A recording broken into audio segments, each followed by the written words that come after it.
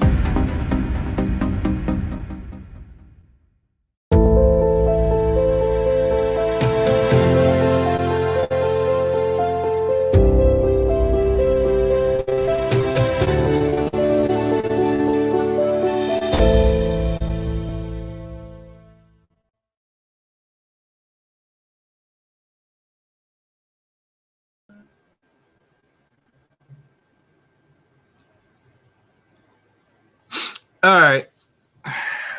Yes. Yes, yes, yes, yes. Welcome.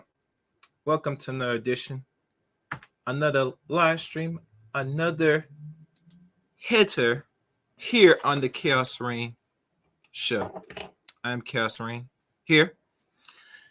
Today I think it's time now to really look at this and look at a particular artist or a particular singer as a whole. And this is something that I given it some good thought.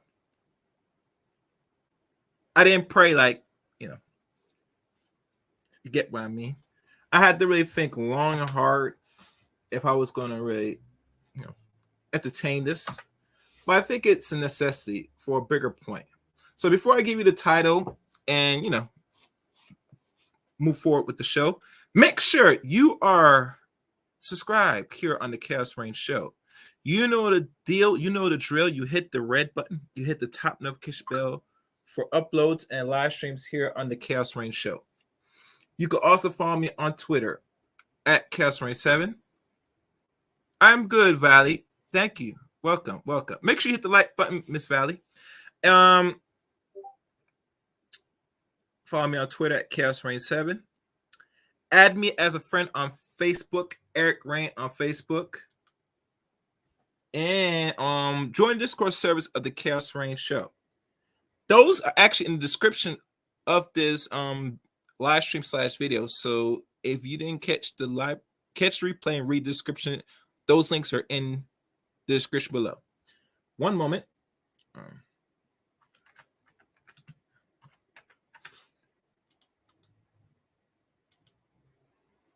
Okay. I'm just setting up one more thing, guys. I'm just looking at some things right now. That's not it. Okay, looks like everything's good. Looks like everything's floating. All right. What else? Oh, follow me on Rumble. There's not much videos now on Rumble besides one that I had to take down because they didn't like the subject. So that portion is in now being played on Rumble. If you want to catch that particular broadcast, you have to follow my page on Rumble, and I will throw some more content over there very soon. I mean, very soon. And let me see if any other links I'm missing. Am I forgetting anything? I don't think I forgot anything else. No. I think that might be it. And like always, as you come in the building, please like the stream. I'm gonna sometimes keep repeating it, but I'll be in the flow of things, so I'm not gonna go back and forth. Look what I'm doing in regards to the chat room. I will, if you have any comments, you can leave it. You can at me or whatever, and I will look at the comment. I will look at periodically because depending who's here, I'll read your comments as I go along as best as possible. So be patient, people. Just be patient. I'm checking if everything is all set in my end. Okay. All right, and I see one dude say, "All right, cool. All right, cool. All right." So no further ado, I think I will get started. Let me see if anything else I forget. No, I think that's pretty much it. Let me make sure. Yeah, that's good. Okay. Okay, so let me stop this.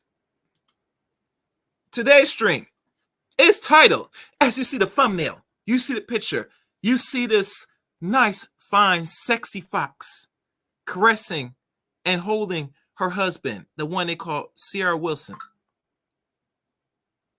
And have y'all noticed that look she gave when she was holding Russell? And then she comes around and makes this song about single ladies.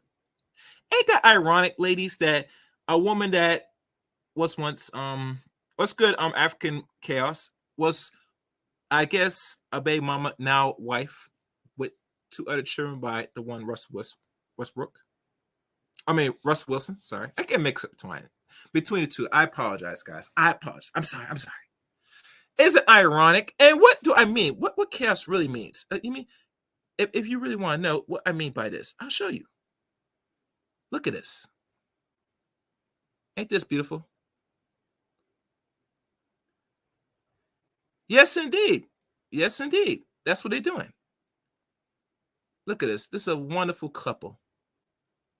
As she sings the wonderful song, and I'm going to probably go to the Twitter to see the reaction response to this. But do you find it very stimulating as she shows her and her man? And let's run that again for y'all to see. What's good, Jay Shine? Oh, yes, and I will be dropping a link for everybody to come up and give their thoughts and takes about this. So be patient. Now, mind you, Ciara is a very wonderful looking woman. She is every man's heart and dreams desire. That's why, why a lot of black men, I mean, lots of black men particularly, they have a problem. They have a big problem when they see this. They call Russell all types of names. The cleanup man, the simp, etc., etc., and etc. He has many of those things. But one thing is evident. She got a man that's willing to take her and her child.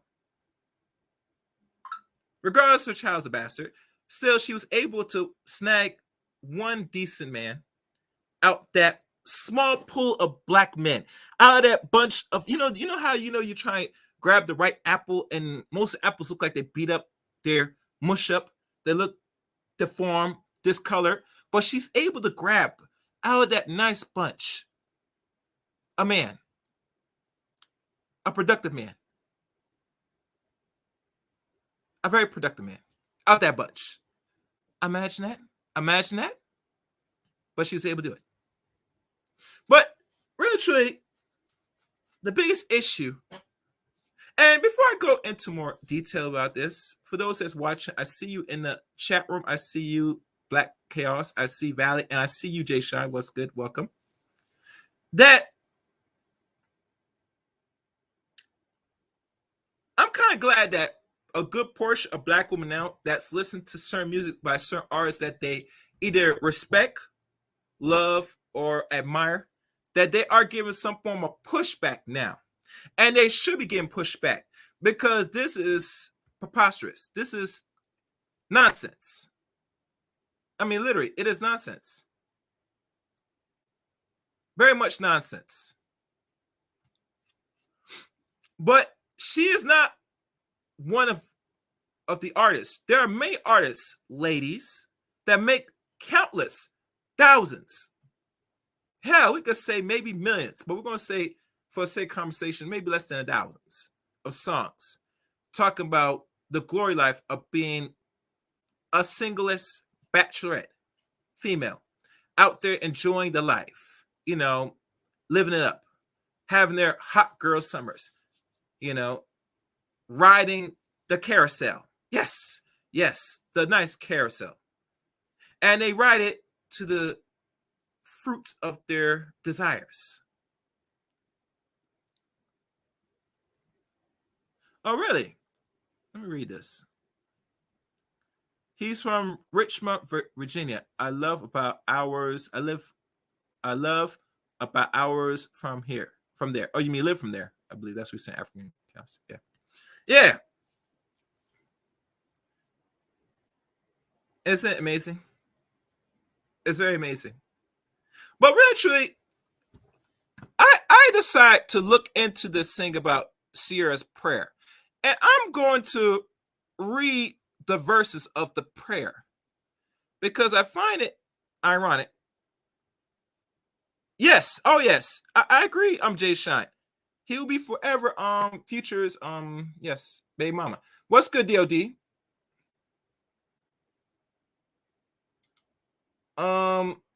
Hold on, guys.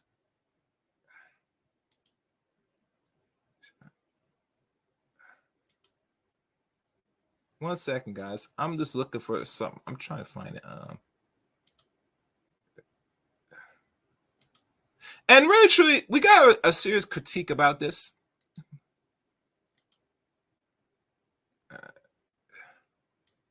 Hold on.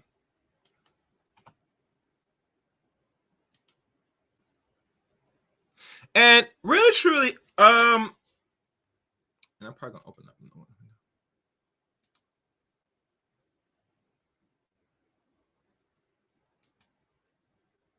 One second. All right, I'm just checking something right now, guys. I'm looking for my algorithm. Okay. All right, we're gonna look into the lyrics. Oh, and like I said, what's good, DOD? Now let's look in the lyrics. And I Google it to find out what was in the Ciara prayer that got a lot of women caught up, even to the point she just now made a new single talking about and implying about single ladies, independence, and all this stuff. Let's read, and I'm gonna read it. Lyrics from Ciara's prayer. Jesus, I need you. I don't fully understand everything right now, but I know you have great plans for me. I'm hurting, but there's purpose in my plan, on my pain.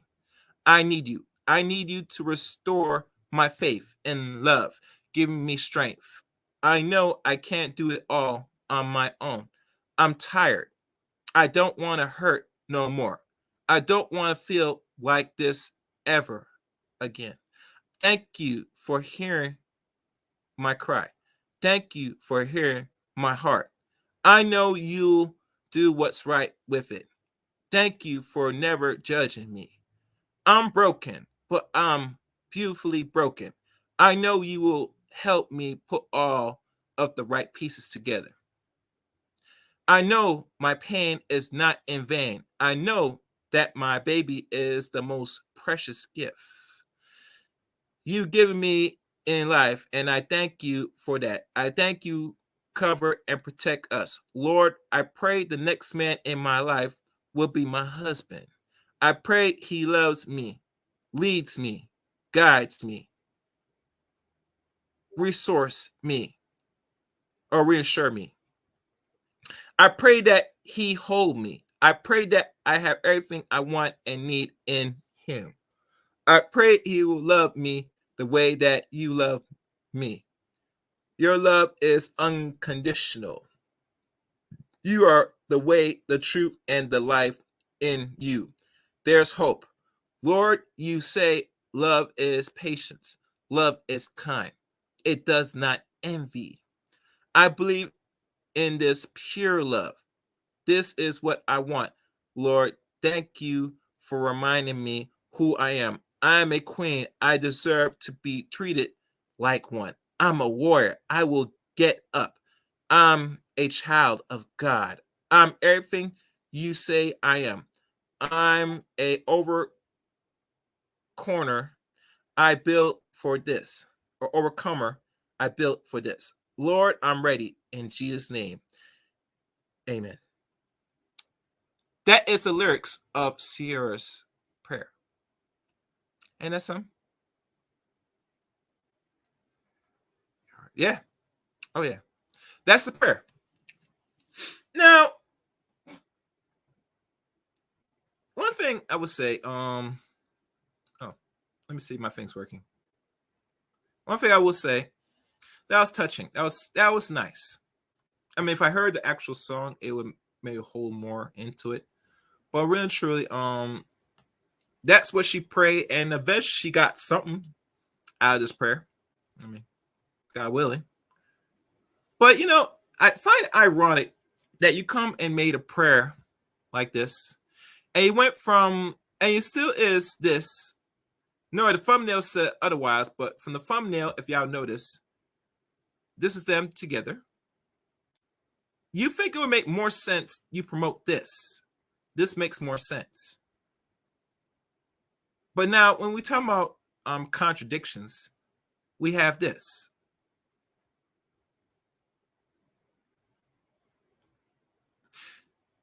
Now, mind you, I forgot what song this was, but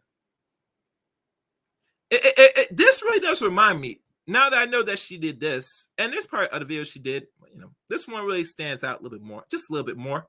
If you notice, she is an Atlanta native, and we look at her track record of the men that she has entertained. Most of the men she entertained are dudes of, what they call it, Ray Pookie type behavior in some way. I mean, this is what I'm getting. This is what I'm getting personally. That's the vibes I'm getting. To a point that you went from those dudes to the alleged square man in Russell Wilson. Now, mind you, a quarterback, you can't be square as a man playing a quarterback. You got to be real rugged. You have to be disciplined. You have to take charge. So when I hear people talk about this, Russell is a square, he is. But he's not just any normal lame square. He's one of them dudes that will take charge because he holds a position that's the highest known to men, and that's the quarterback position. And you can't be a lame, throwing the football or being, how you could say, running a team. It don't work like that. It just don't work like that. And it will work like that, personally. So what I'm saying is she went from many status, even to this point where you see this little short video of her, and it's promoting some things. But if you look at her background, her checker background, it speaks for itself. Now, what this has to do with the song she came out now, which is what's the song she came out about single ladies? I'm not gonna read the lyrics to it. I have something better. All right, let me see what I could do. Let me see if I could find the tweet.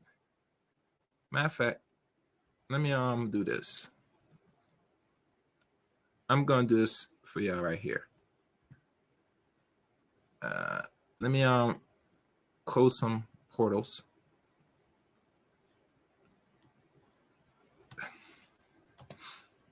I'm gonna make some space in my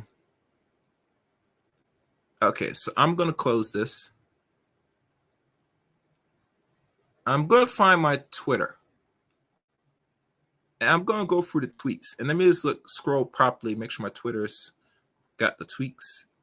It does. All right. Let's look at this Twitter. And it looks like it's fine. And I'm going to go through the response she got from this. If I could find, matter of fact, let me Google it instead, because sometimes Twitter gives you a lot of hits, but I don't know if this is the right one. Where is Ciara? Yeah, I'm going to do that. One moment, people. New single. Ciara's getting backlash.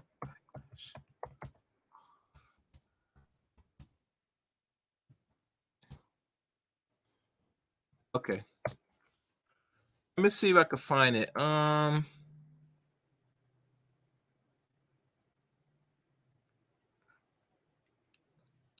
think there's a.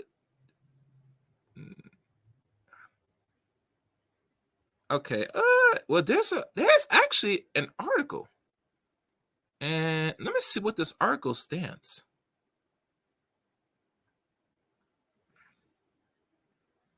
It's funny. I think this is an IG. Let me check her IG, because it goes more detail. This. Let me go to Reels. I don't really want to go to her IG, but it's really telling.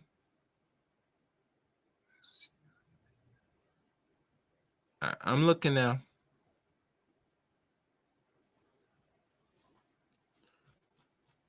I'm gonna scan it from you guys.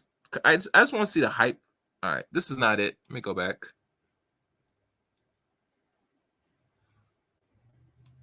Let me go back.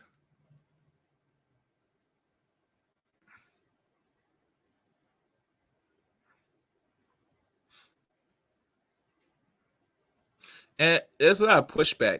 Even some women, even on the content creators have been given some pushback, but really, truly, oh wait, let's check the shade room. Let me see if the shade room has anything. Let me check.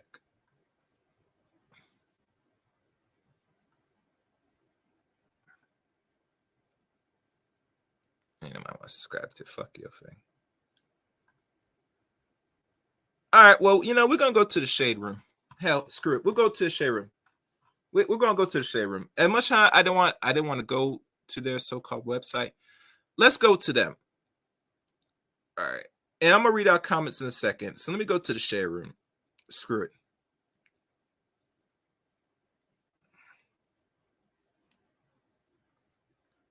All right, listening to social media's reaction to Ciara's preview girl power song for the girls that don't need no man. This was published 2 days ago. And let me check if I'm present on my other end, because sometimes it's slow. So let me check, make sure I'm able to see it. Oh, my fault. Y'all guys can't see. Can y'all see it? Y'all can see this. Let me make this bigger. All right, very good. Y'all should be able to see it now. All right. No one for Ciara. Ciara's back in the booth cooking up an independent woman's anthem. Last week, the singer teased the track dubbed For the Girls across the social media platforms. The most dangerous woman of all is the one who refused to rely on your own sword to save her because she carries her own RH sin. Probably independent woman by Ciara. Days later, people remain split on the lyrics, especially the line, "This is for the girls that don't need no man." Fans and critics online are debating the optics of a happy married woman. Hey, Russell Wilson praised independence in the first preview Ciara song. And it's quote, and you see these are like some of the lyrics. And we have to go in detail on this because let's be honest. And we have to be honest with ourselves.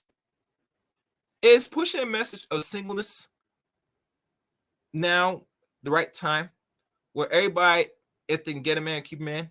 You think by certain people that looks like they're posing that they have a good, healthy relationship should be posting music or songs like this? If y'all recall, with Beyonce had to make certain songs because her husband Jay-Z has stepped out on her countless times, right? That when she made that song in her album Lemonade, it got all the ladies, the sisters or whoever that's single, rock with Queen Bee and got her back, get the attention back from her because of that. Now, one thing what I've learned, and this is what I've learned. I've learned that when it comes to dysfunction, if it's not dysfunctional, you're not going to have an audience. This is what I'm getting. This is what I'm learning. If your relationship is very healthy in the music business and you're in a relationship, you will not do well in the music business. I didn't want to believe it, but when I think about critically, especially when we talk about Black folks, besides everybody else, other cultures, other race people, and I'm just telling y'all this, and we should know this already. Most of non-Black folks, especially women, are married to husbands. And they sometimes make some of the same music, maybe even different or deeper music. And it could still hold the audience. You can't do that with Black folks. You cannot live a life and live an alternate life and preach about on a record. It will not work. It will not fly, especially when it comes to ladies. Because most of the more powerful songs, if you want to keep it real, if we got to keep real with y'all, are the ones when we hear dysfunction, heartbreaks, cheating, abuse. Those get more play, they get more money than anything else.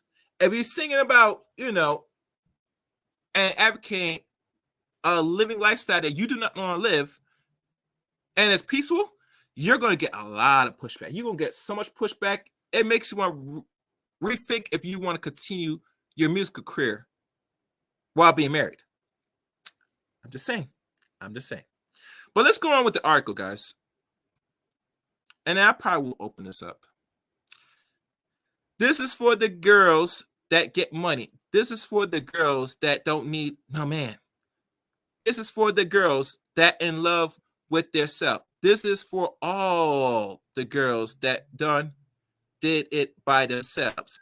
This is for all the gals that independent. INDEPENDENT dependent.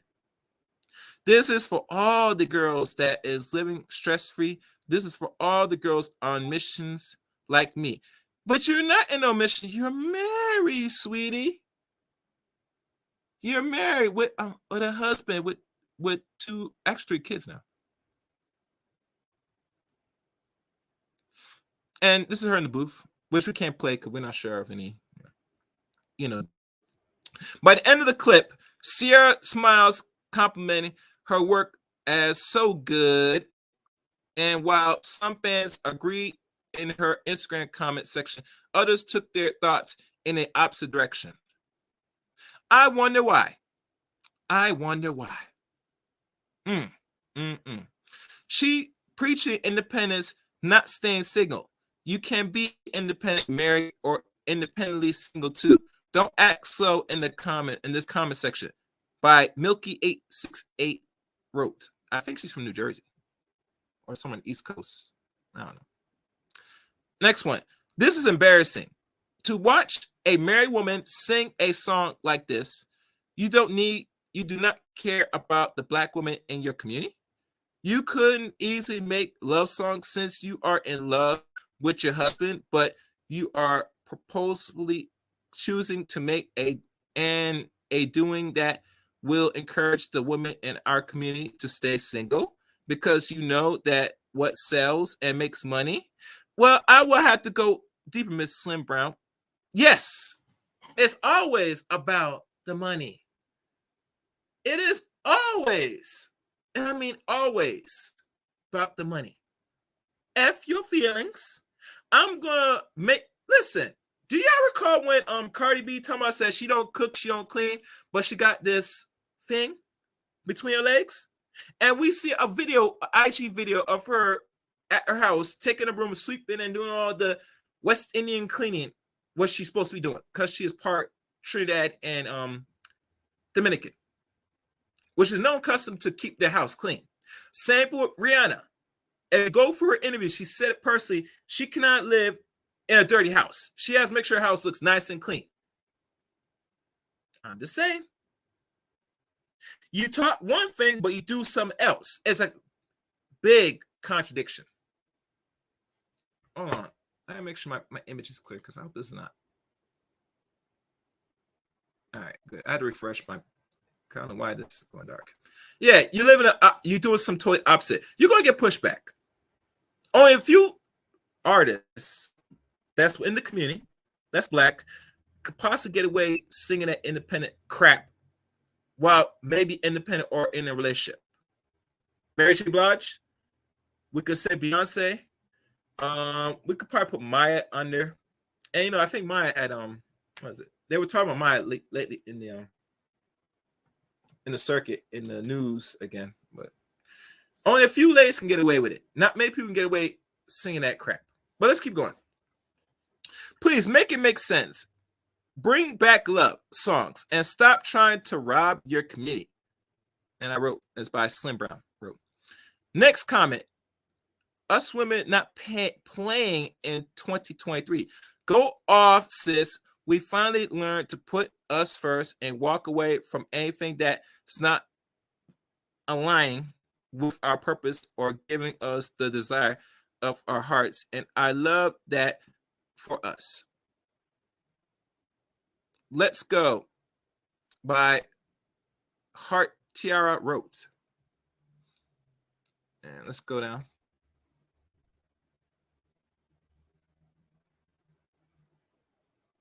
I'm just checking. Okay.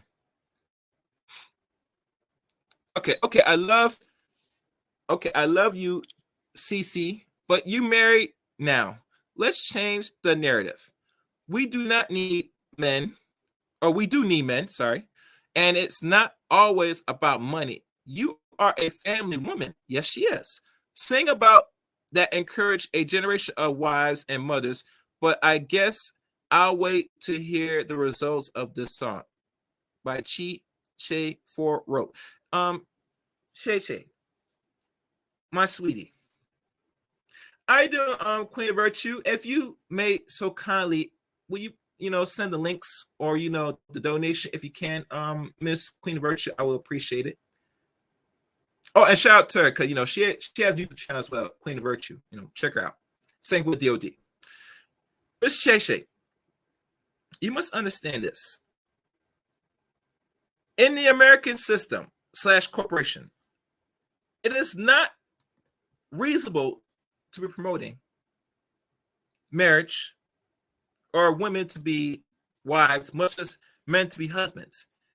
It is designed like it's always been for the last, let's say, almost 50 years now, for the destruction of any wholesome family structure, and only promote individualism more than ever and promote overabundant consumerism. That's what it's designed to do today. It's here to promote extra consumerism because people need to spend money.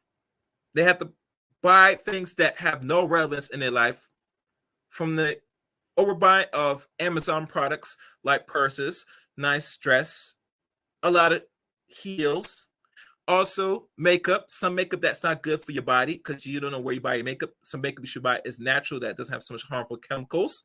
And I mean harmful chemicals, and I mean it, because you use the wrong makeup, sweeties, you will create erosions in your skin, because the mercury and the lead in the makeups you put on your face have a lot of that will pull down your skin, regardless if you're black or non-black.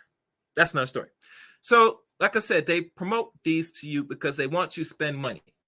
And single people spend the most money, like everything else, especially ladies. When you're single, you spend all your bag, and you're gonna give all back to corporation. Matter of fact, you make better customers. They want to keep it real with you. You make wonderful customers. They can't wait to they cannot wait for you to spend back the money that they pay you the week. And on Friday, going on to the weekend, you're going to spend your whole check. And by Monday, you will be broke if not careful. Moving on. We need more songs promoting togetherness, love, and family. We already have enough single ladies by Be By Yourself music, while the entertainers are happily married. This is by Miss Lolo 247. She wrote that. Hello, positive vibes. We're going down the list. Twitter debates, independent women anthem, while Ciara continues to promote tracks. The preview has gained over roughly 159,000 likes on Ciara's Insta profile and over 4,800 mixed comments. And some of the comments are in mixed reviews that, let's be honest, Ciara does sometimes she'll pay attention, but she has handlers that watch her social media, so they give her feedback of the response people take on that song. Now, I'm hoping that a lot more women are pushing back and saying that they don't like it personally, but that's me. All right, let's keep going now. It didn't help Ciara's case that about 24 hours before teasing the anthem, she shared a series of photos from a romantic evening with her husband on what appears to be Valentine's Day, and the image featured her and her husband Russell embracing, smiling, and looking in love outdoors at the rose decoration candles lit dinner. What was that? I just heard some. I will check the Cash App in a second. I think I got a donation. I'll look at that later. Let's continue.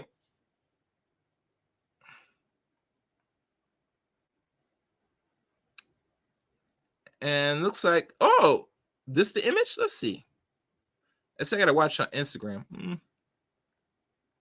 We'll watch it. We'll watch in a second. And matter of fact, as before watching, let me hit it now.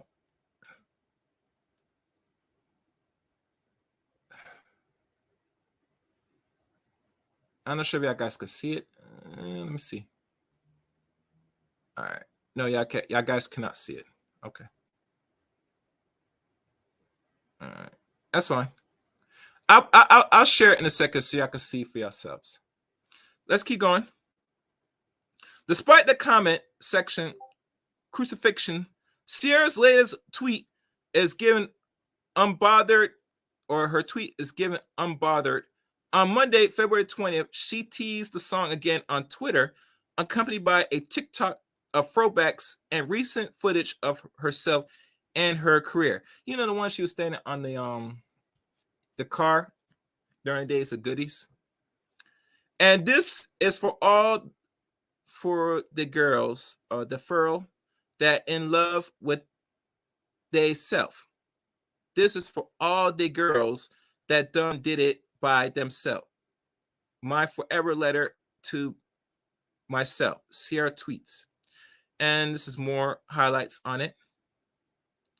Still hear people on Twitter had to say about the singer forthcoming song. So see here. Another one caused y'all swear that Ciara don't love her husband and want to be single because she's uplifting you bumps. Well, unfortunately, yeah, that's the point. Because Miss Sade, you need those bums money, and when she means bums, let's be clear, people. And let me do this. Let's be clear.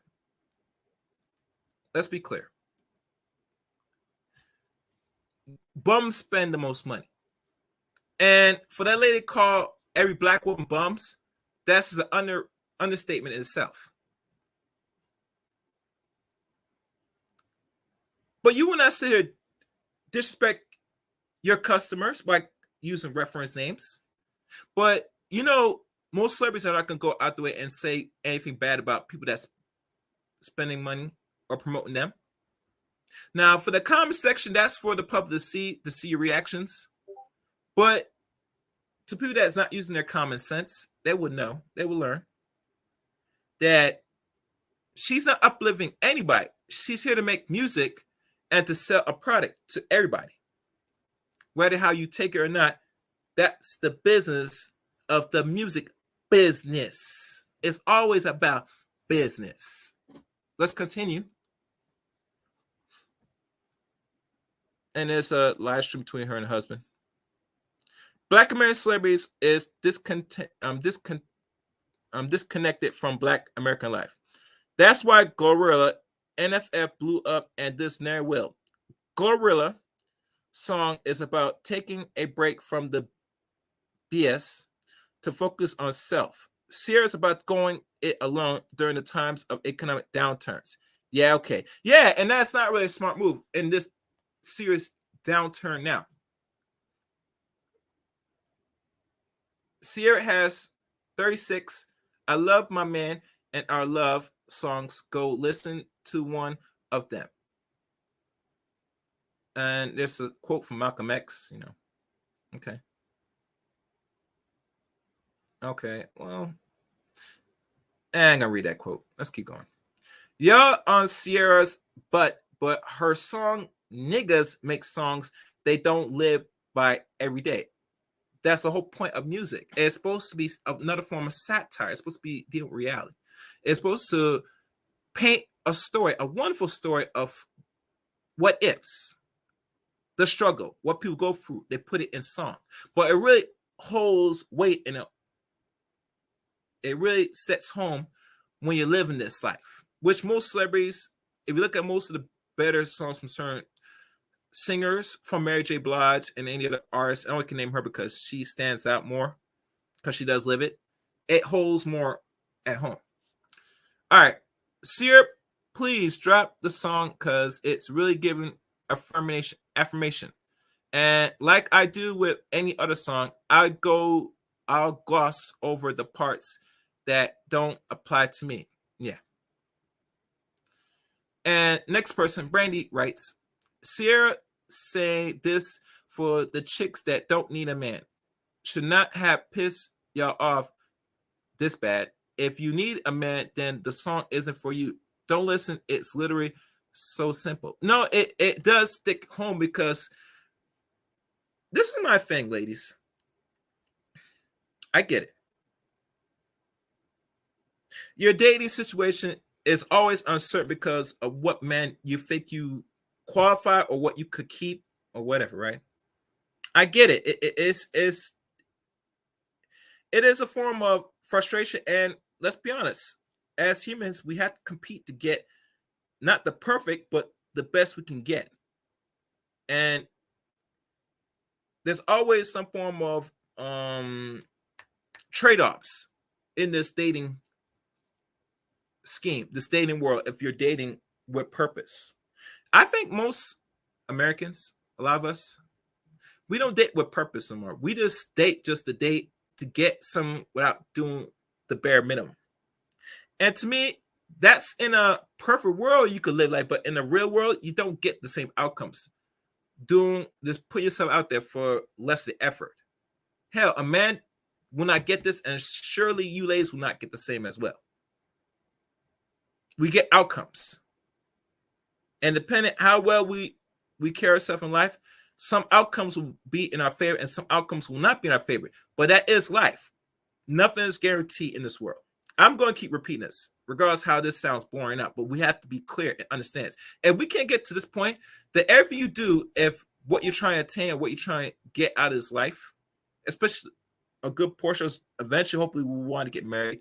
And, or, if we have children, we want to raise our children the best we can. We got to understand the hand is dealt to us and we have to make the best of it with a good smile on our face. Let's keep going. I just think it's so corny. Y'all keep saying artists like Beyonce and Ciara push an independent woman narrative when they have just as many songs about love and needing they man, if not more. Y'all piss me off so bad with that whack ass narrative. And that's by New Thing. There's some more tweets. I'm gonna go through this quickly. Even Mendez wrote, Ciara has a new song encouraging the single independent girl who don't need no man to continue chasing the money. Meanwhile, she is married to a very successful man, what they call Wama Pasha Mubah. They are waking up finally. I don't know what this person wrote. Look like some gobbledygook. Ciara, we want a man. We are tired recording this and going home to Russell's. Hold on. I'm sorry, guys. I gotta make this bigger. Hold on. Right. 1 second, guys. I had to make this bigger. Oh, y'all guys can't see that. Oh, my fault. Hope y'all can see that. Yeah. I'm going down. Ciara made a song about self-love and not letting a man disrespect you, and y'all mad because she's married. Yeah. That's pretty much it. So on to other matters. I'm going to show you a recent IG. Oh, and while I do that, let me do this now. Call link.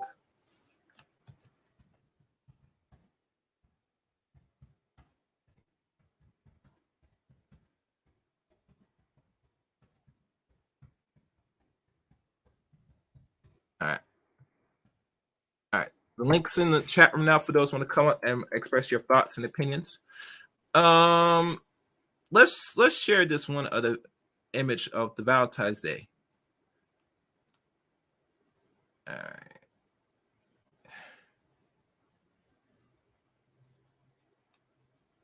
Okay. This is her IG. This is Russell and this, I guess, is their Valentine's Day.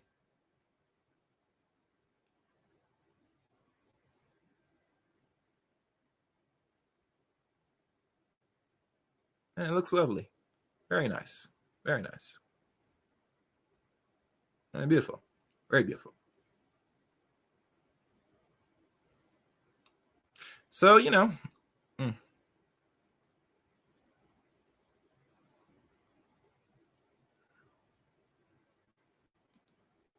I think one of the few things that the men don't really like about Ciara, in my opinion, is because she's one of them women that every man's heart desire. Because think about it, regardless of her dating background and the men she chooses, a lot of men today, I'm sorry, and this I'm gonna get some pushback, and a lot of men are gonna get mad at me, but I gotta be honest. She's one of those it girls that every man, if they had to pick between the black woman that they really desire, I think Ciara would fit that boat because think about it. She's good looking. She's not fat. She's very slim. I would say petite more than around it. And she is that what a man will one might have around their arm. Personally. And if you think about it, I want you ladies listen to me good. Hear me good. Listen to me good. This is Chaos speaking now. You really want to know why men really hate and keep pushing that narrative that Ciara was a baby mama and she should stay with Future? I'll tell you why they hate that. Because this is the woman that they dream to, clap them cheeks and to keep as their own. Yeah, I said it. Yeah. Even doing this content alone, I mean, it's already personally given a great narrative that is pushing the notion that you're a single mother. You don't deserve a Russell Wilson. Matter of fact, you deserve the futures and keep with the futures. But to find that she, out of many, has able to snag a real productive man that has a very decent track record. Now, I'm not saying that Russell has not cheated or he's not even cheating out. I can't say that. But I'll tell you one thing. Whatever he's doing, he's keeping it very clean away from the public for a black man. It is very challenging for you as a black man to have a very, very well clean record in a relationship with a black woman because they're always trying to find some flaws or something to stick to, break you and your woman for your own accords, mind you. That's on you, sir. And I expect them to keep applying the pressure on a lot of men, especially if you're a black celebrity. Because let's be honest, I hear even now, not rumors, but stories now of Michael Irvin is going to sue. And I mean sue one lady from the hotel that's trying to say that he was doing something to or made advance on her sexually. And he's now pushing back, which is a good thing because it's needed for a lot of black men to start push back on a lot of things that in their mind they're trying to live life, and no one should be spreading or pushing any narratives that they are, predators, criminals, etc. Let me do this.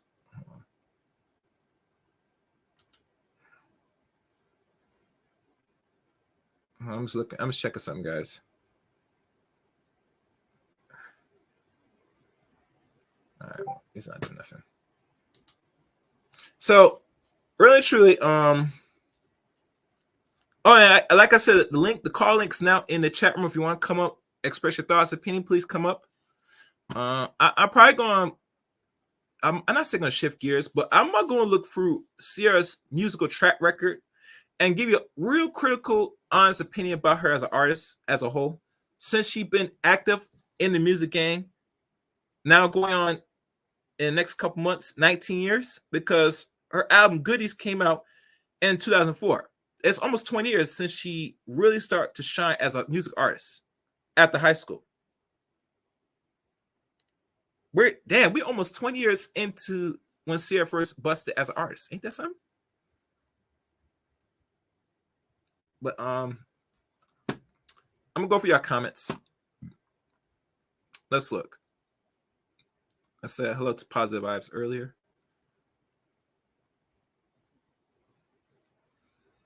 DOD.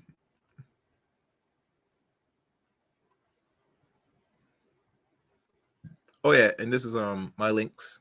It's in the chat room.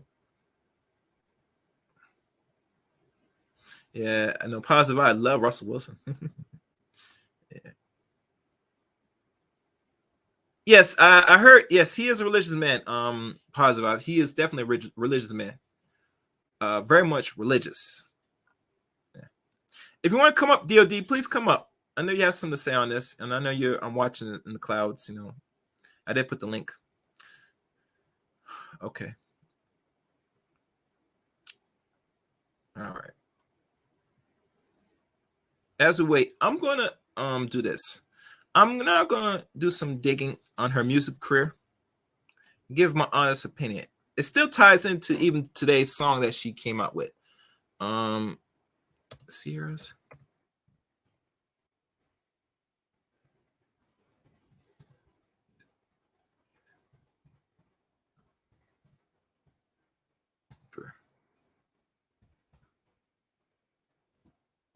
All right, let's see what pulls up.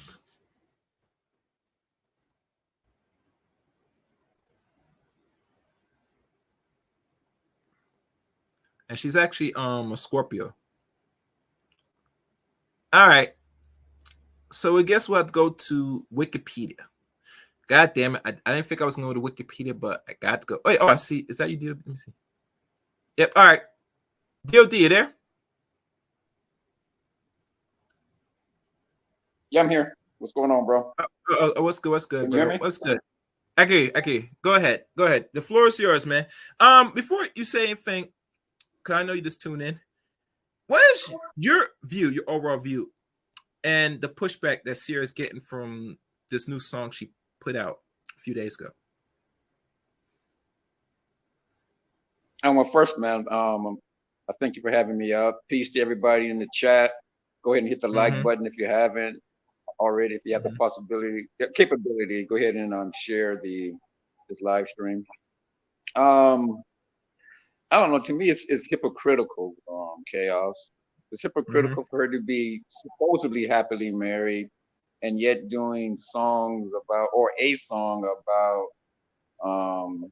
single women and what's it, single women empowerment, and you don't need a man and all that old stuff. To me, it's just hypocritical. Yeah. And so because of that, I can understand why she's getting pushback. And to me, it's a good thing she's getting this pushback, because she's getting pushback, in my opinion, from women who want to be married or who are already married, and they understand the foolishness that's going on with this independent woman BS. And so she's getting pushback. And like I said, for me, it's a good thing to see that there are Black women out there that believe in the nuclear family, having a husband, children, a stable home. So I personally, I think it's a good thing. The pushback that she's getting.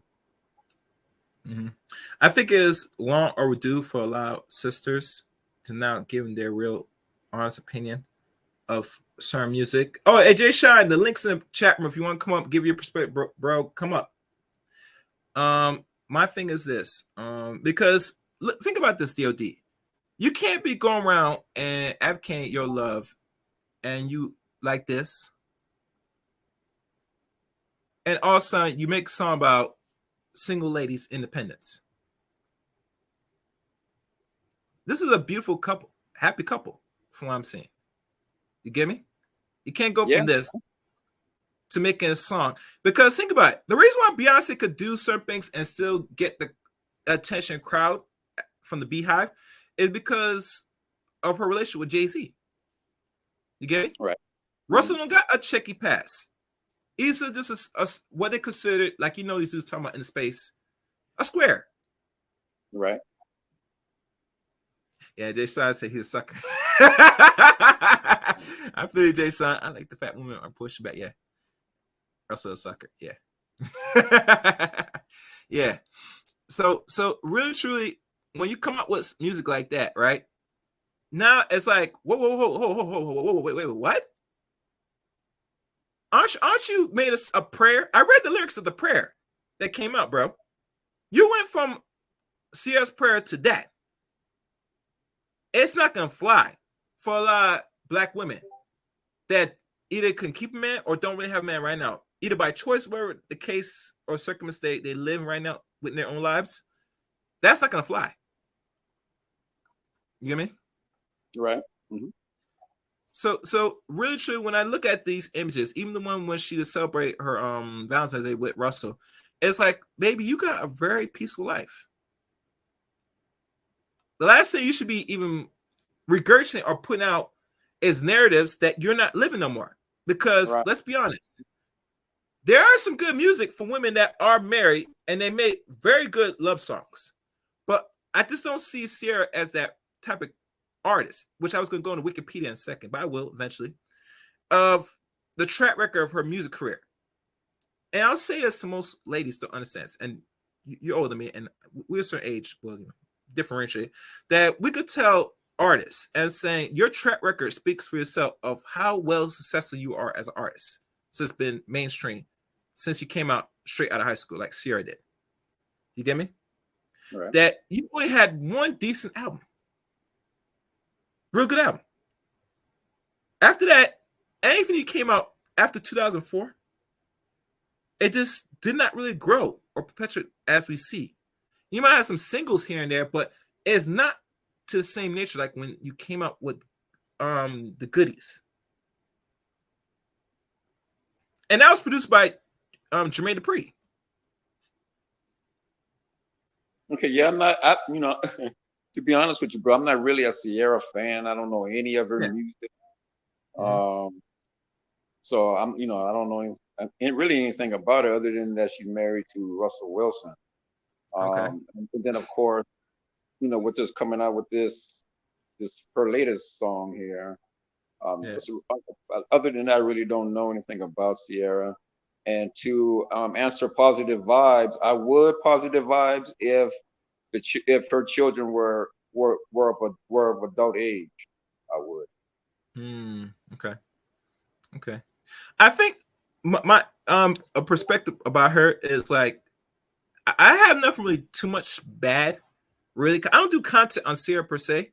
Besides her, maybe Russell, I might focus on, but literally, I have nothing really negative against Ciara personally. Yeah, me I either. mean, just Yeah. saying with the music, it kind of put me as a little surprise.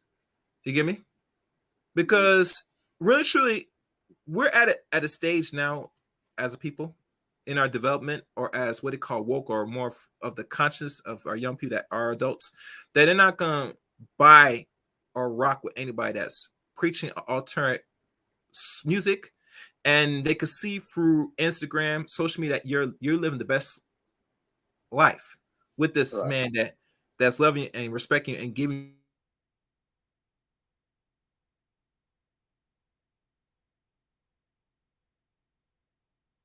Are you there? You're breaking up on my end, Chaos. I'm not sure if anybody else can hear you, but you're breaking up on my end. Like I can't even hear you now. Or is it me? Can you guys hear me? Maybe it's on my end.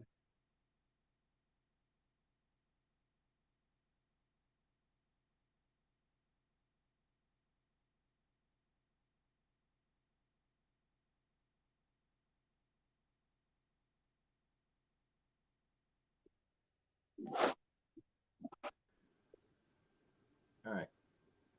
Oh, okay. Can you hear me? Pause it. Hello? I couldn't hear you, man. You had gone or broke up or something. Yeah, Couldn't I hear don't know. I think my audio, I think something happened on my other end, but all right. That's why I got two devices on. So I have to worry you. about these bad experience. I'm gonna jump back on that in a second. But like I was saying, I'm DOD. They're pushing an alter message that now that people are seeing the actions of how people are really living for social media, and is contradicting. And a lot of people are not gonna rock with contradictions. They're just not gonna do that now. Right. Very few women now, like I said before, from Mary J. Blige or the real singers at the time, they could live this life, and we could see living proof. Not what we do off the internet, but what they do music wise. See, Ciara is too much of an open book for a lot of ladies. We could see what you're doing. I'm sorry. if you were not so happy with your mate, maybe that song could resonate. Maybe. But we all know that if you are talking and bring affirmation of how good your relationship is because you're married with this man, how far you think her music career, as stagnant as it is, and it's going to continue to stay, going to push forward now, making a song like this? And remember, all review, negative or positive, is good review, because it gives real crucial feedback of where you stand as an artist. Right. And that music alone, if the consumer by average in numbers said we don't like it, most likely that song you did is not going to last long. They'll listen to it, but it's not gonna resonate. Sorry, it's not gonna resonate on a lot of them. Yeah, let me ask you a question, bro. Yeah. Cause you said, you mentioned it earlier, and I think it was positive vibe. One of the sisters in the chat said that Russell Wilson was very religious, Yeah. and Ciara was supposed to be very religious. So why would she agree to do a song like that? Well, I was reading earlier. Was it in the Shade Room? It might be certain sections in this blog by the Shade Room, and it looked like Russell gave the LK for the song from her. That's what I'm getting.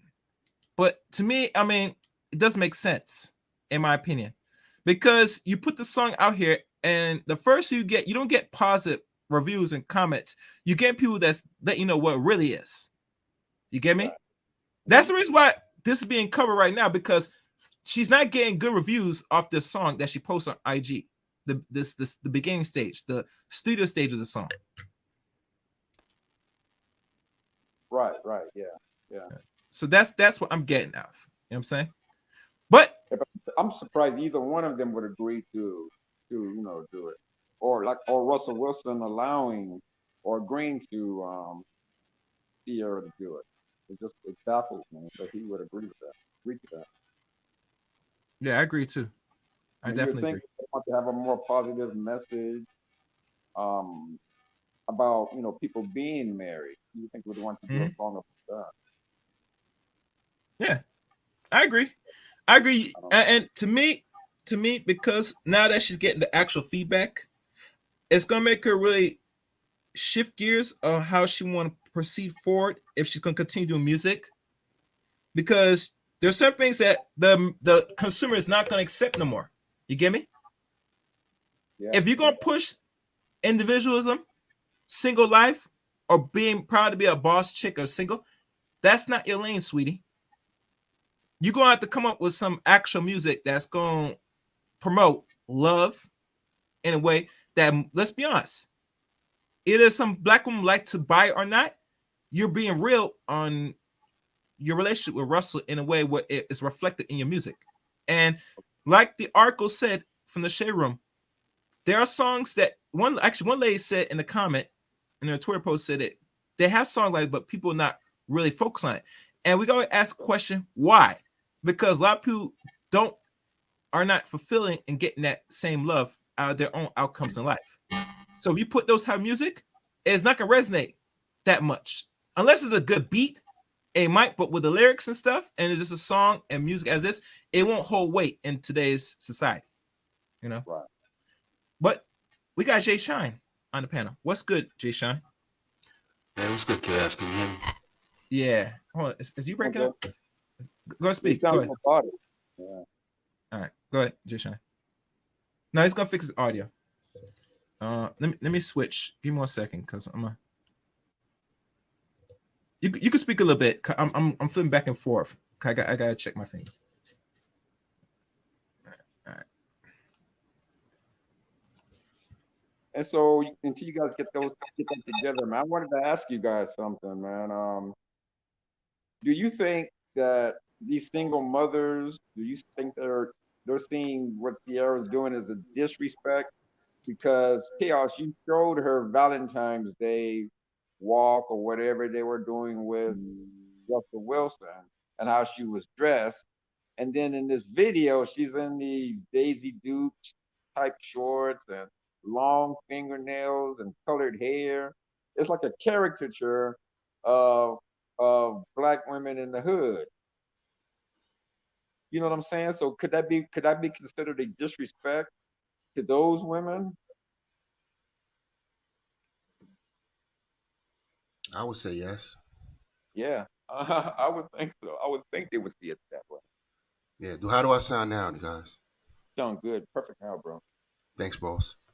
Yeah. But go ahead, see what you're saying. Oh no, that was it, man. I was just wondering what you guys thought about that. If those women would see that as disrespect the way she was dressed. I mean, well, you got to keep in mind that she's a music artist and she doesn't really give a damn about black women Right. or women at all. Everything with them is a performance. You know what I mean? Everything is get on the gram, look at me. This is what I'm doing now. You know, he's a narcissist, like most people you see on Instagram. Mm. And, you know what I mean? So, but I want to back up to something I just said a minute ago about Russell Wilson and his so-called Christianity. Where's the Yeah, leadership? that's a good question. I take in a single mother into my house. I buy her masters and claim her and all this other stuff. And then, as a Christian, I forbade, sex for the first year or whatever it was when they first met. You know what I mean? Where's the Christian leadership? She's not acting like a Christian wife. See, the problem with this whole independent woman thing is what I hear is women who don't want to be a helpmeet. So they're not Christian women.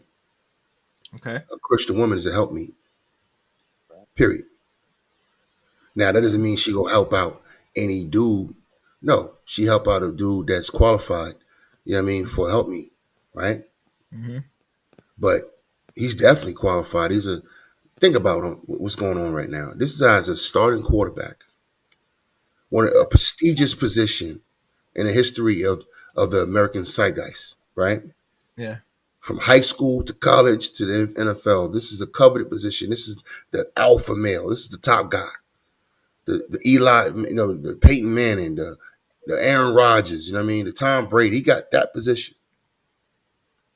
And he marries Future's fourth baby mama. So Mm-hmm. the way I see it, this is what's supposed to happen. All the twerking, all the sexual, half nakedness on the internet. He's co-signing all of this. When she's popping her cheeks in one video, he's right there pointing his finger at it, like, look what I got. He's not acting like a Christian man. So before I get to her, I got to get to him because he married her. One reason we're talking about her right now, or this Russell Wilson Ciara thing, is because he married her. He Mm-hmm. wifed her. You know what I mean? He let herself be used. When she was going through it with Future, putting that jersey, even his, putting that jersey on Future's son and all that stuff. Going back to that, taking that naked photo shoot. Y'all forget it. We forget like everything that she's done, and he's co-signed and supported with his little sucker ass. He's a sucker. Mm-hmm. Walking around with no prenup. She gonna bang him out, man, because this is like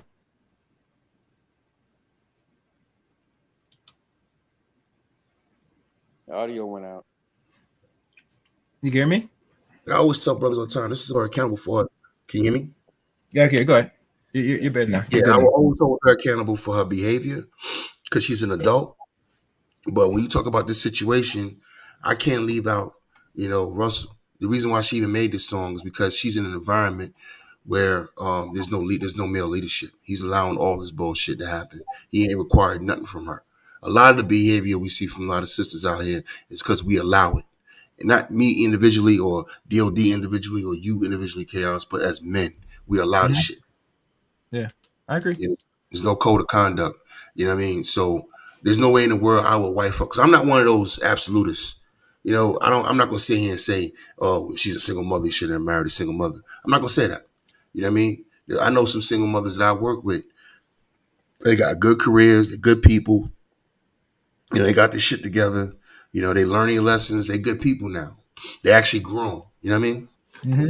So I'm not going to tell you what's not right for you. If DOD meets the perfect woman that's right for him, or Chaos, she meets the perfect woman that's right for you. Now her situation can't be too crazy. She can't be sitting there with 3 baby daddies. Now I'm like, hold up. You know what I mean? But if she's a single mother as a result of a long-term relationship, a marriage or something like that. Because Felicia Rashad was a single mother. I didn't know that. Okay. Before she married Amar Rashad, she was married before him. Her first marriage produced a child. Mm-hmm. Okay, so she didn't come to him, childless, and neither did he. That dude had like 4 or 5 wives. But anyway, my point is, if you're gonna do that and do it publicly, you gotta have your shit together. If I were to wife anybody, my woman's gonna be thorough. You know what I mean? Because I handle that's about my business. It's about my brand. It's about what I'm trying to do as a man, the family I'm trying to have. And if he's cool with his wife doing this, you know what I mean, where they got kids together, you know what I mean? I gotta look at him sideways, because she wouldn't be doing it if it wasn't for him. She wouldn't be doing half the shit that she's doing. Right. Flaunting him, flaunting her ring, flaunting her family. She's really stunting on other women. Mm-hmm. You know what I mean? That's what's really happening. She's stunting on other women, and look what I got. Look at me. Look at me. Look at me. And then she's putting on like my man DOD just said. It's an act. When has she been ratchet with long fingernails and green hair? That's not Ciara. She didn't come into the game like that. That's never been her. So everything she's doing is catering to the bullshit while she lives a whole different life. It's the same thing with Beyonce when she was pushing feminism, when she was doing her tours and single ladies and to the left and to the left. Beyonce is one of the most traditional women in the game. Go in detail with this. I'm gonna just shut up real quick. Let me just say this real quick. She went from her father to her husband. She got married before she carried. And you never see Beyonce out there on Instagram unless she about to launch a movie, some type of media, whether it's music or something, or some type of clothing line or whatever she's doing. Other than that, you don't see her. The niggas need to peep game. You know what I mean? A lot of motherfuckers that be inspiring these women or influencing women out here, they live largely traditional lives. Nicki Minaj got married before she carried. Yes, she did. Yes, she did. With all her ratchetness, all the anaconda, all that, all the gel shots, all the butt shot, all of that. She still ended up with making what we call a traditional move. She got married and got, and keeps a man. And now before she got married, she kept a man. Mm-hmm. So when you say I'm independent, I don't need a man, et cetera, these are women. These are coming from women who got men. Yeah, ain't that something? That's the sucker shit. So not only is Russell Wilson a sucker for marrying this chick and allowing the shit that she's doing with his so-called Christianness. He's supposed to be a Christian man. He's allowing this nonsense to go on in his house. But so are the women out here too, who buy into all this bullshit, this independent nonsense. All right. Mm-hmm. And then turn around and talk about how men ain't stepping up and men ain't this and men are dusty. Okay, cool. Then why are you messing with Dusty Dick? There's plenty of dudes out here. You just don't want them. You don't want the squares that go to work every day and and put their head down, come home, and you don't want those guys. You want the action packed, Pookie. You know what I mean? You know what I'm saying? Or you want you a rich simp like Russell. Mm-hmm. And that's what that's all you want. You know what I mean? It's not like you want a real man. So she's not a Christian woman in my eyes. You can kick rocks with that, and I'm challenging his Christianness as a Christian man. Stop kicking that nonsense to us. Y'all not Christians. Y'all demagogues. All y'all want to do is be seen. All right. Y'all want to be idolized and celebrated for doing one of the most basic shit that humans ever done. Get married. Get married. Yeah, you're right about that. You're right about that, man. And as basic it's going to get, personally. But like I said, I mean, I like seeing them as a couple, but overall, when we look at the overall view of things, of her track record, it speaks for itself. As you know, when I showed the video, the little ratchet video with her and Miss Walker, that's another video. We gotta remember to say that she came from a 2-parent household to where she is now, and said she came from some form of structure. That's what I think to this. So, I mean, it's very much a contradiction. But like I said, when they talk about either there's good women out here and stuff, I say you're going to have to dig to find that. It's this Western culture, that promotes certain things that a lot of women just will accept and will continue doing. I mean, it is what it is. I mean, And Jay, man, I want to thank you for your insight because you got me some, you give me something to think about. I was thinking, I knew Russell Wilson claims to be religious and everything like this, but you're right, bro. If he was really religious, there would be no way in the world he would allow his wife to be doing what she's doing with this twerking and this song here. You 100% correct, bro. You got me something to think about. I mean, I'm just keeping it 100. I mean, no one wants to really go there because a lot of people don't like challenging Christians. I do. Anybody, I don't care. I'll tell them to their face. Trust me, I go through this with family members. All right, don't hit me over the head with that Christian nonsense. You living like this. I call that shit out. Oh, he's the all-seeing God, but he don't see this. Right. You know what I mean? You got a whole Bible out here. Y'all call the holy text. Oh yeah, I challenge that shit, man. You know what I mean? So, and at the end of the day, when you talking about somebody that's in a marriage, I have to, because if I was to address this, right, I wouldn't address her. I would address him. Like, say we at a restaurant, DOD, Yeah. Yeah. right? Me and you hanging out at a restaurant, we chilling. I was looking at it all wrong, but you're right. He's the one supposed to be questioned first about this. You're right. Yeah, this should have been the rules that he set for the criteria for this relationship. It shouldn't even be happening. If you're gonna come over here and deal with me, this is how it is. But say me and you at a restaurant, DOD, and Russell and his wife walk in. They have a few drinks. They get out. People get a little, get a lot of out of control, and she starts wilding out. Remember, Ciara was in that video with Megan Thee Stallion in Italy. They were twerking in front of all those white people. Remember that? Mm-hmm. Right. See, people forget everything. I don't watch her like that. Yeah, I'm just saying it went viral. They were out there with their tongues out, twerking at a gala in dresses in front of a room full of white people, rich white people in Italy. This is what his wife been doing. You know what I mean? And he never checks the bullshit. So my thing is, if she's a kept woman, I have to address the man. I can't address her. If we at that restaurant, she start acting outlandish, she start dancing on furniture, right? I'm gonna pull like, yo, dog, what you doing? What your wife doing? I'm not gonna go to her, right? Right. I'm gonna say, Russell, get your wife, dog. Come on, man. What's going on? We all gonna look at him as men. What are you doing? So basically, it's the same dichotomy. It's the same dynamic. It's just happening, on internet. And we should be all looking at them as men. I like the fact that women are pushing back on Ciara. See, DOD, we're not responsible for womanhood. I'm responsible for manhood. All right?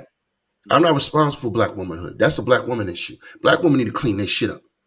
All right? They need to care and be responsible for how they're portrayed and their image. All right? That should be a deep concern for black women.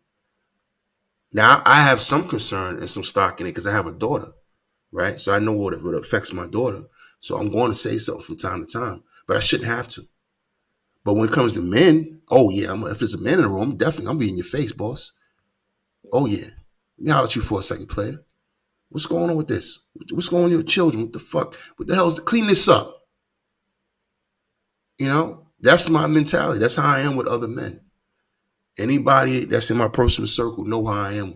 You know what I mean? I don't deal with dudes who don't take care of their kids. I don't deal with dudes who don't handle their business. Period. I just don't. Cause that's a code of conduct that I live by. And that's a set of standards that I live by. Now, I don't even claim Christian. He's supposed to be a Christian man.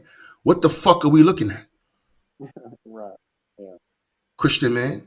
So if I was around other Christian men, if I was a Christian man, I'd be like, yo, Russell, I'll be in his DMs right now. Like, yo, what the fuck is going on with your house? Get your house in order. Get your house in order. You sit her down and you square this way. You married her. So that's my whole thing, man. And she's sitting here acting like a single mother. She acting like she's still Future's four baby mama with no husband. That's how she acted. And that's literally what they want to say. That's literally what they're saying to you about being a married woman that's independent. First of all, that's robbery. A woman's going to marry you, DOD, and then tell you that she's independent. Think about that. Yeah, you got to think about that. Yeah, you got to think. That is so disrespectful. Yeah. You know what I mean? Yeah, I'm gonna sit here and attach myself to your retirement, your health care, you know what I mean, your finance, you know what I mean. If you bring money in the house, if you're one of those guys like me to take care of everything, yeah, I'm gonna take advantage of all of that and then still say, well, I'm gonna do what I want to do. What the fuck are we married for? Right. Mhm. You know what I mean? It's nonsense. If you want to be independent, I'm not saying you can't be independent, sister. Stay independent. Do you? Yeah. You know what I mean? But don't Mhm. sit here and talk about I'm a mom, I'm a wife, and all this other nonsense, and you don't care. And that's another thing I forgot about. It just hit me. What about her children? Yeah. Hmm. I'll get off my soapbox. But be honest with you, the reason why a lot of women are pushed back, but they were not pushed back in the past, besides the song she put out, and I think we're gonna give it time. See, the ladies really gonna start push back against Ciara now because she did this, and eventually, if she's gonna either keep the song as entire or she's gonna redefine it or tweak it a little bit, that's what they really want, especially in the West, to be married to some dude that's gonna save them and pay for everything, and eventually still live and move like they're single. Hell, they complain when the men do it, but if they do it, it's all good. It's all cool. It's wonderful. It's a wet dream for a lot of ladies. They won't tell you that, but behind closed doors, that's what they really want. That's why they rock with Ciara as long as they did. Well, when was the last time she put something out? Like music wise, Yeah. I gotta go for Wikipedia to find one last music she did. But I think this is something recent that she's put out in maybe the last year and a half, maybe 2 or 3 years, maybe. I don't know. She's not really putting music like she usually does, because let's be honest, the music right now as I speak has changed. Even when she started coming out, a lot of artists that came out back in the 2000s, even now, some not even put out music besides Beyonce, and even that now, because she's doing tour now again after a few years break. And her tickets are ridiculous. Last time I heard, it's like you gotta pay like almost $2,000 just to see her, and I don't know why. For who? To pay Beyonce. I got my Beyonce tickets, but I'll see her on June 24th. Okay, well, never mind. You got damn right. Now, I didn't spend no $2,000 though. Oh, really? Oh, Hell you no.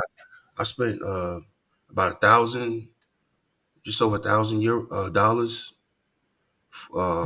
2 seats, but it's in it's in the Euros. business section. Yeah, I'm in Europe. It's in the business section. They're not that expensive in Europe, but the VIP tickets and some of the upfront, close to the stage tickets, them joints are like $2,000 a piece, dog. Even the nosebleed tickets are like $400 or $500, which is crazy. Okay. Yeah. But hey, she can command that kind of money. More power to her. And she's gonna get paid that money because a lot of people, they see some value.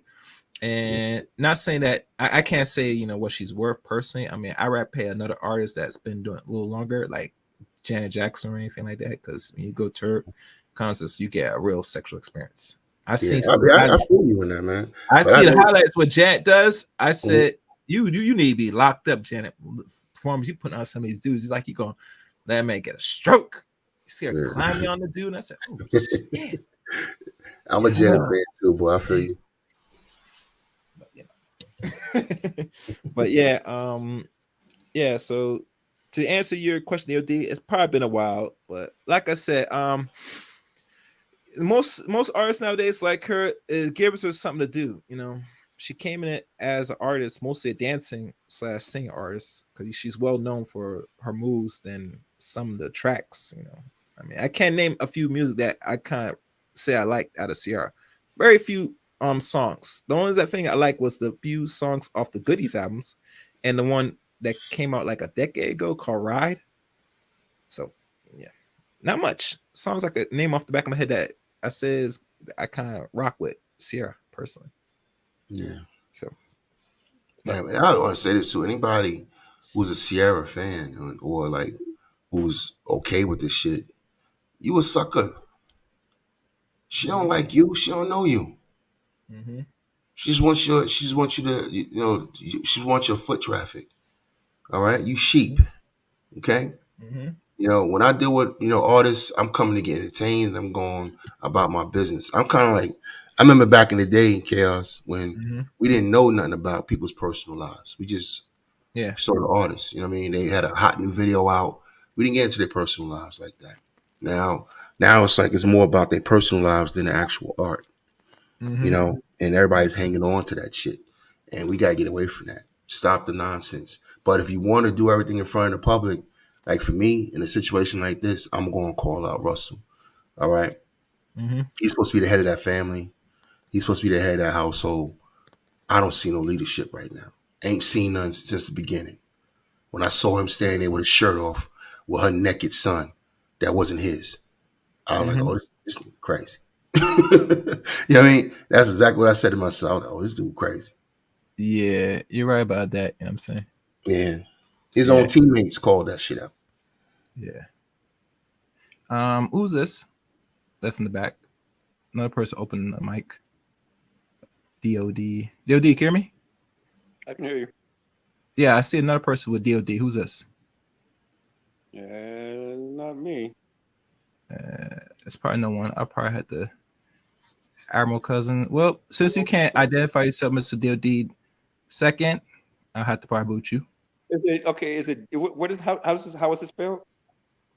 It's named Admiral Cruz. Admiral Cruz. Yeah.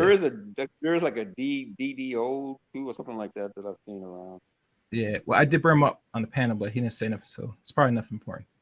Yeah. Okay. Anyway. It'd be like that sometimes. Somebody trolling. Yeah. It'd be like that, but like I said, overall, yeah, Ciara is making her rounds like most celebrities. She is making her rounds. Yeah, like I said, it's good to see some of these sisters pushing back on it, though. Yeah. Gives us hope. There are some women out there that say, hey, you live in the double life, I guess, or whatever you want to call it. But it's good to see some Yeah. Yeah, I agree. And I love it. I'm gonna get out the way. Let the sisters handle it. Let them call out her bullshit. And I hope that becomes a thing. That women start doing. Because there's too much going on with sisters and how they're being portrayed by certain other females who are using it. Like like you just put up a minute ago, with all the rings and the nails and the green hair and all that kind of shit. They're playing a character, and at the same time they're doing that, they're representing the black female image. And sisters got to care about that. Yeah. I think it is. I think it is a responsibility for the sisters to really take more pride on the image that's being put out here now more than ever, regardless of who's putting it. I mean, it is their sole responsibility to push back on certain narratives and push the image and the positivity in their own likeness. What they see is authentic black women, in my opinion. Just like some of the dudes they're doing it the same way. I think, not saying as a community we should be more ourselves put responsibility of what our image is, but personally it is solely on us. And usually because some people are going to take advantage and put out negative narratives, it is our responsibility to push back as soon as possible, especially any narrative that's pushing as the norm for either one of us. You get me? The ratchetness, and there's some black female contours that do their good job, try to push back at it, but it's not enough. Like, you see a lot of men pushing back their narrative, regardless if it's true or not. You get me? Right. And I think most women should need to start doing that as well, in my opinion. And you also got to remember there's a third party in this. The Diamond Society. They love to transmit and promote nonsense like this. If Jennifer Hudson has a talk show, right? Yep. And say on her talk show, she went full tilt, old school, holding women accountable. That show will be off the air. They wouldn't allow it. As long as she's on there telling women they can do what they want to do, and that's the message. So there's a message and an agenda from the Diamond Society coming from, Becky and her ilk.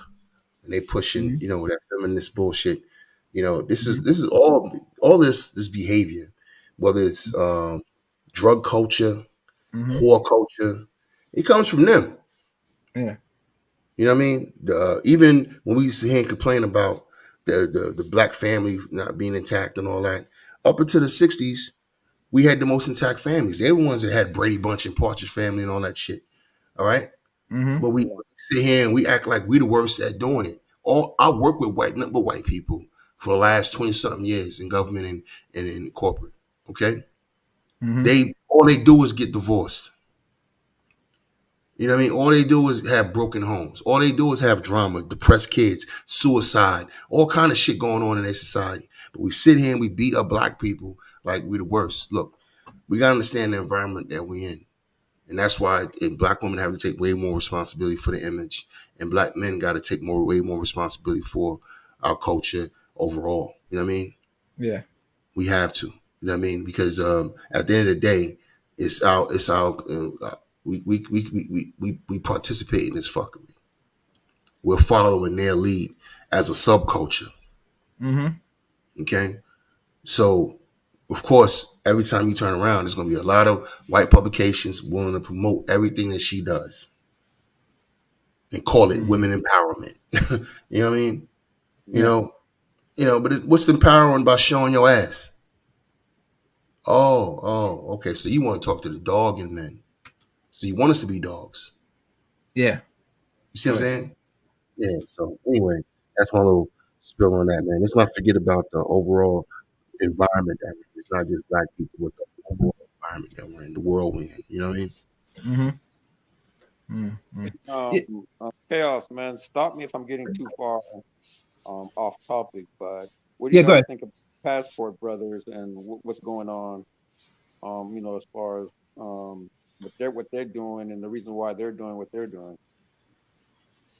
My overall view, I did enough conversation. I've been on a few panels and I've done content extensively on men traveling. Yeah, we did a lot of them on this too, Chaos. Yeah. Oh yeah, we both actually were on my panel when we had this discussion. My overall view this is, if it's not something in productivity, it's always leisure and degeneracy in the long run, because we all know if only 30% of black men here in America legally are married, you think that's gonna grow or anything that's documented here in the United States outside of America? No. They're gonna probably they're gonna have their fun, have some, blow some non-black women's backs out, and maybe come back home and be miserable or whatever. In regards to real productivity, that's the only thing I see in the long term. And there are some men that's older than Jay Shine or maybe your age, DOD, that might be looking for mates and maybe married somewhere down there. But I just don't see like a good portion of black people, especially men here in America, in the droves. Either they can afford it or not, doing it and getting married overseas. Even to the point that if they get married, they're not going to bring their wives back here. Because how you live here is going to be reflected how you live outside America. Personally. For a good portion of black males. That's my overall view of the people that's traveling. Now, Jason will give a different perspective, so go ahead, Jason. Oh man, you know how I feel about these dudes, man. I think the whole movement is bullshit. It's a waste of time.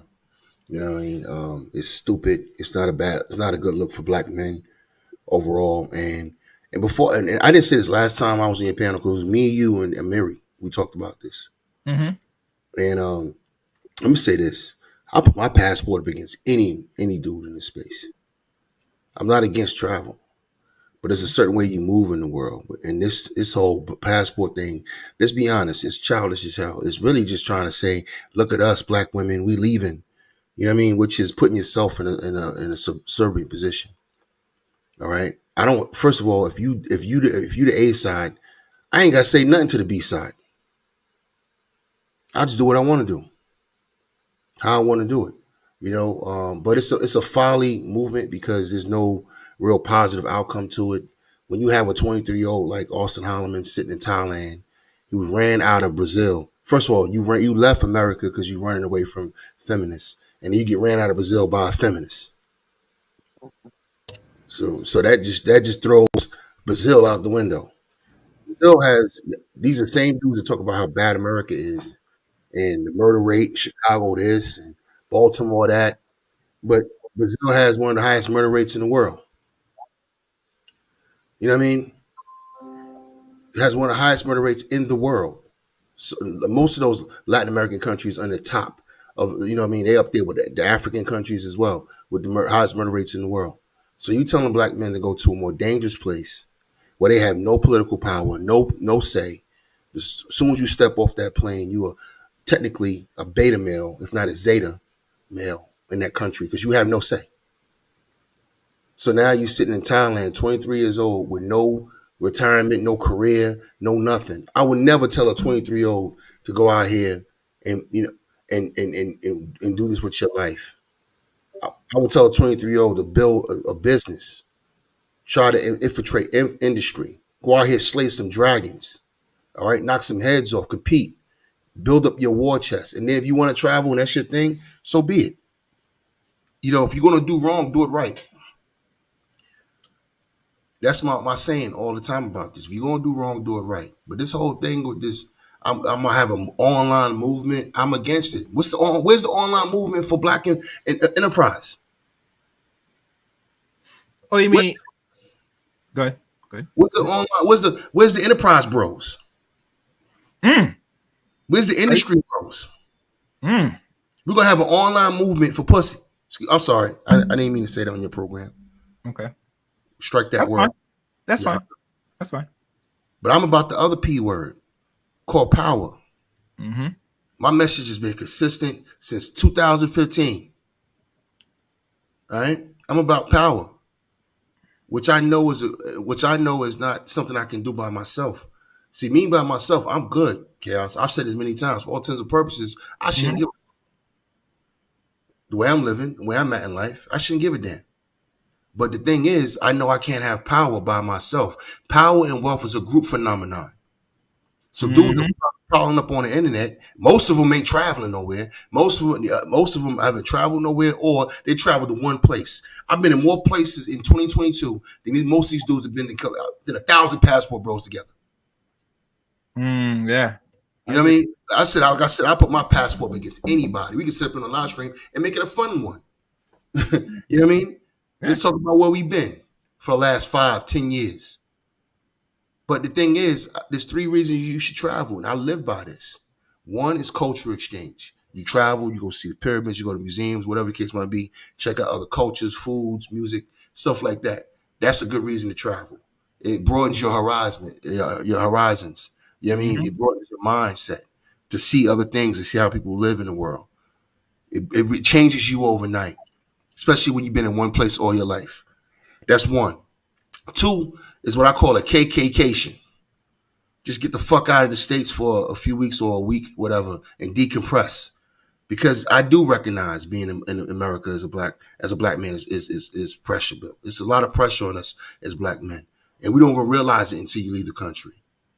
All right, yeah. So take a KKcation, decompress, get out of the States, go have some fun. And the 3rd reason, which has been number 1 for me, is business.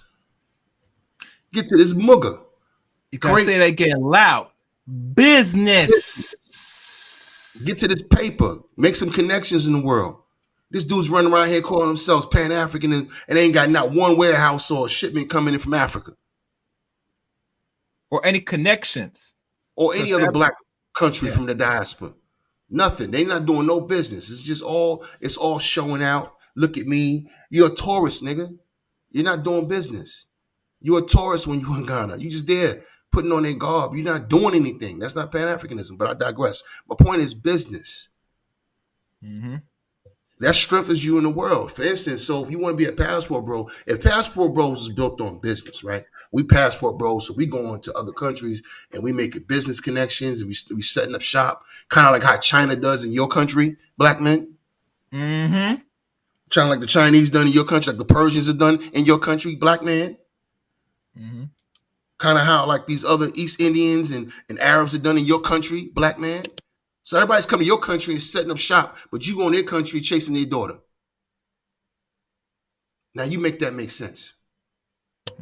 Well, it will make sense to keep a narrative, Jay Shine, for lonely Negroes to really to live vicariously of what other men doing outside the country and seeing all the pictures of the women, the venture tours, but in regards to actual power, oh no. No. That to most dudes that's considered boring. Matter of fact, having this conversation about being productive, doing things that opportunities some men could take advantage now or not, that don't get much attention. Matter of fact, you don't no one even watch your page if that's the title. And lets me know it boils down to you niggas, either you get enough access to it or you getting very little. It shows you where you stand as a young man becoming a man in the society. And that ain't about shit. Yeah, I agree. And that's not gonna further or better our situation as men in the 21st century, especially here in the West, where this is the century now, where now we're in the age of technical age now, where now the necessity of man, the actual man himself, is slowly with time becoming obsolete. You get me? Yeah, I feel you. I got a question though. Yeah. DOD. Yeah. How do you feel about this shit? I support brothers, man. You know what? I'm gonna be honest with you guys, man. I was thinking that it was a good thing for these brothers if they can't find a woman here in the state. Mm-hmm. If, like you said, if they're squares, if they're simps, if they're out there tricking the money off, they can do that here. I don't know why they have to fly way out there or wherever they go to do that. But if they're truly looking for a wife and they can't find one here because of whatever the reason, the women here don't like them because they're not making enough money, they're not handsome enough, whatever the reason is, if they can go somewhere else and find a wife, love, or whatever, I don't see anything wrong with it. If that's what they're truly doing, They're truly doing right. right? Yeah. If that's what they're truly Can I interject real quick? I just Go want ahead. to say this. I just want to say this, DOD. This reminds me of that scene from A Few Good Men. I'm gonna play on this. I'm gonna say this over and over. I'm gonna tighten this phrase up, this line of speech up. This reminds me of that scene from A Few Good Men when he was challenging the colonel on the stand. He was like, "Why the two orders? If Santiago was not to be touched, and you said your orders are crystal clear, why the two orders?" You know what I mean? What I'm saying is this: if the women over there are so much better than black women here, right? Or better than American women, right? They're more submissive, they're more traditional, right? That's what they're telling us. And then your manhood is intact, right? Your manhood is intact. Your masculinity is intact. You're a high value male and all this other shit they be kicking on it and these in these YouTube streets. If all that's true, then why can't you bring them back? Well, Why the the two reason orders? they were given was because they'd be Americanized. No, Okay. it's So then, deeper than that. They said so they're gonna be. Go ahead. hold on. Okay, let me finish. I'm glad you said that. Now, DOD, my question. I'm not attacking you, DOD. I'm just playing out this thinking right now. But we be cooking right now. If that's true, if they're gonna be Americanized. There isn't a problem back in America, the laws and the culture and the environment in America. Isn't that the problem? Because if they're better women, then it shouldn't matter, right? You should be able to bring them back. So what you're saying, in essence, they ain't no better than your women. They just don't have the ability to do what our women do. And that's the reason why they don't want to bring them back, because they don't have that ability to, and they feel that if they bring them back here, they're going to have the ability, and then things going to go left. Well, but the reason they don't have the ability to do what they do in their countries is because the laws. Mm-hmm. So then it means the problem in America is the laws. See, I'm not caught up in the emotionality of this. I don't give a damn what these women feel. I'm sorry. I'm a knuckle dragging patriarch. Right. All right. And I don't make no apologies for it. I don't care. What I care about is the outcome and it's in the actual tangible situation that I might be residing in. All right. What I'm saying is, as an American, I don't think it's good to get married because the laws are not suffice. Right. All right, you have a society where women are doing what they want to do, they're independent, they're working, et cetera, et cetera. Why are the laws still treating the men like we back in the 1920s? But CJ, that's why I was saying. That's why if they're going Mm. over there and the laws are different over there, where they don't have to worry about the BS with child support, well not child support, but spousal support and all that old stuff, divorce and all of that, then that might be the better option, right? I mean, for Yes and me, no. I'm not either, but for them, if that's what they're truly going over there for, that would Mhm. be a better option, as far as the laws go. But we don't have to do what ifs. We see when it happened in Germany. See, in Germany, when the GIs were over here, you had a mix. You had some responsible men, and then you got what the hell? Let me take this out. All right. You had some responsible men, and then you had some irresponsible men. You had some men that would take care of their kids, and some dudes would leave their kids behind. Same thing with the white boys. Mhm. All right, because they could. So what happened over here in Germany when it started to become a real issue? They developed a legal relationship with America where they can get at you and get you to pay child support. Now, this doesn't exist with every country, of course. We have a unique relationship with Germany. We have a status But of it's course. slowly going to change. Once people are starting to travel more and they're There you making, go. that's There going to you go. start Yeah. changing. That's what I'm getting at. You know what I mean? So when you have more black men going out there, being more visible, because there's not a lot of us out there right now. That's also part of the propaganda. There's not a lot of black men traveling like that. We had 20 million black men, 19 million black men in America. Mm-hmm. There ain't a million of them traveling. There ain't 500,000 of them passport bros. So, Mm-hmm. it's like there's a few thousand of these dudes doing this. And even that right there, because they concentrated themselves on Thailand, Philippines, Brazil, and Colombia and DR, to those countries, they're going to see an influx of black men walking around. And what's going to happen is they're going to become licks, all right? Because they have no power, all right? Mm. You go into countries that you're dealing with broke people. For example, DR.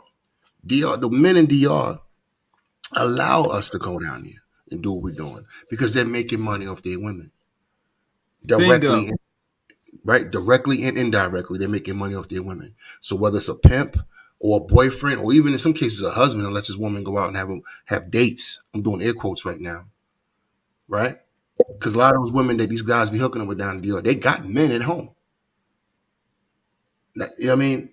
And then you have the indirect men who are making money with the situation, the men who own the businesses down there. So when we down there, we got to stay somewhere. We got to eat. We got to drink, right? You want to rent out a boat and get your little, hip hop video going. You know what I mean? That's what dudes are doing. They're going down there to live like, to live and be the way they want to be in the States and they can't be. So, and I get that. I get that to a certain degree. But at the same time, you should have a movement about it. Why? Show me the white passport bros that's been online. There's 100 white expat channels on the internet. And you see how they move versus how these brothers are moving. You see the immaturity, and the irresponsibility and how we moving right now. That's why I'm against it. And then you put black on it. So now you representing me. And I'm out in the world and people, you know what I mean? And you broadcast it to the world. This is what we about. No, that's not what we about. Not this brother. I'm about business. Mm-hmm. I'm about family. I'm Mm-hmm. about culture. That's Mm-hmm. why I travel. I don't travel for panani. I don't travel for sex. That's the last thing on my mind. There's billions of women on the planet. When I go to the UK, I get a schedule together and I'm going to do this and do that. And I'm not worried about women. You know why? Because I already know women are there. Yeah. And you probably had to do too much because sometimes women just gravitate. Yeah. They see you and they know what it is. There's women everywhere you go. Yeah. So it's not even something to focus on. Mm-hmm. It's low level thinking. It's walking on all fours. You know what I mean? So if you want to get out of the country for whatever reason, you're tired of the stress in the country, I get that. I know expats, brothers that have been over in Germany since the 80s. Ain't coming back. You know what I mean? They're not coming back because it's too stressful. And they'll tell you what they're leaving. And you guess what? On a list of things that they left America for, a woman was not one of them. And that's what I'm saying. There's a lot of dishonesty with the passport bros. Because what you're really running from is the dominant society. You running from the powerlessness you have in your own society. Yeah. This is your home country. You can't bring women back to it. If you're gonna go overseas and get better women, fine, bring them home. And build your communities and build your businesses. Because that's not the focus. Mm-hmm. Niggas is acting like they 23 years old, acting like retirees. Mm-hmm. I'm leaving America for good. I'm gonna go out here and just, get by and and look at the cost of living and and be on basically on a fixed income on a budget just to be out of the country. Like a retiree, but too young to get a retiree visa. See, there's a lot of things that go into this that brothers don't know nothing about. All right? You just can't go into another country and stay there forever. You know what I mean? You're on a temporary visa. If that means you got to come back home. Austin Harmon has to come back home at some point. You can't just stay there forever. These are the things they don't talk about. So this is what I call the business of things. And we're not handling business right now. When I go to some of these passport brother channels, which I was not watching like that until this Austin Holloman shit happened. And I started looking at their videos, man. I got sick to my stomach. I couldn't believe the level of immaturity.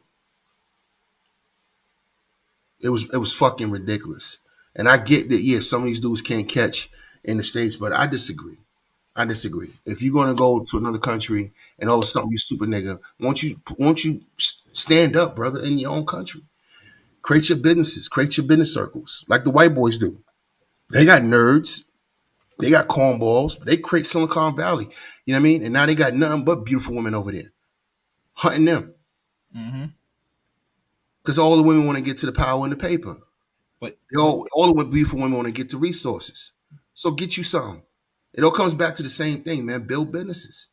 It's not that hard. This Chinaman out here with no teeth in his mouth gonna come to your country, 4'11", and gonna start some businesses. And have 2 or 3 wives in your country. And think about it. It's not any like superior business. They just start with just the basic business that meets somewhat of a need that our community is going to constantly be consuming. Yeah. And that's what bugs me, that they set up shop and few things people need for the necessity of life: food, clothing, shelter. If you know as an aged person, one thing you notice he'll set up mostly on average is food, a Chinese restaurant. Yeah. Then second that, maybe nails or any other small things. But normally it's always he fulfills one of the 3 requirements. And we could cover that. But it goes to show, Jay Shine, that a lot of black men don't see necessities of dealing with other black men, regardless in good faith. And because that, and I had even conversations with the Brain Trust on this, right? Yeah. Black Brain Trust, right? And they put out some good content and deal with the political issues that a lot of people are not really keeping an eye on, right?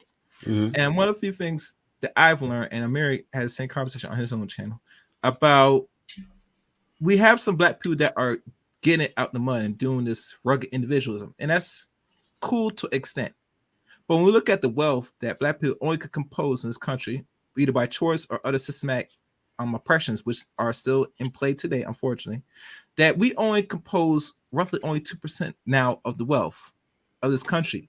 Right. Now, 50 years ago, it was just only touching roughly 1. And we're looking almost roughly 60 or almost 7 years.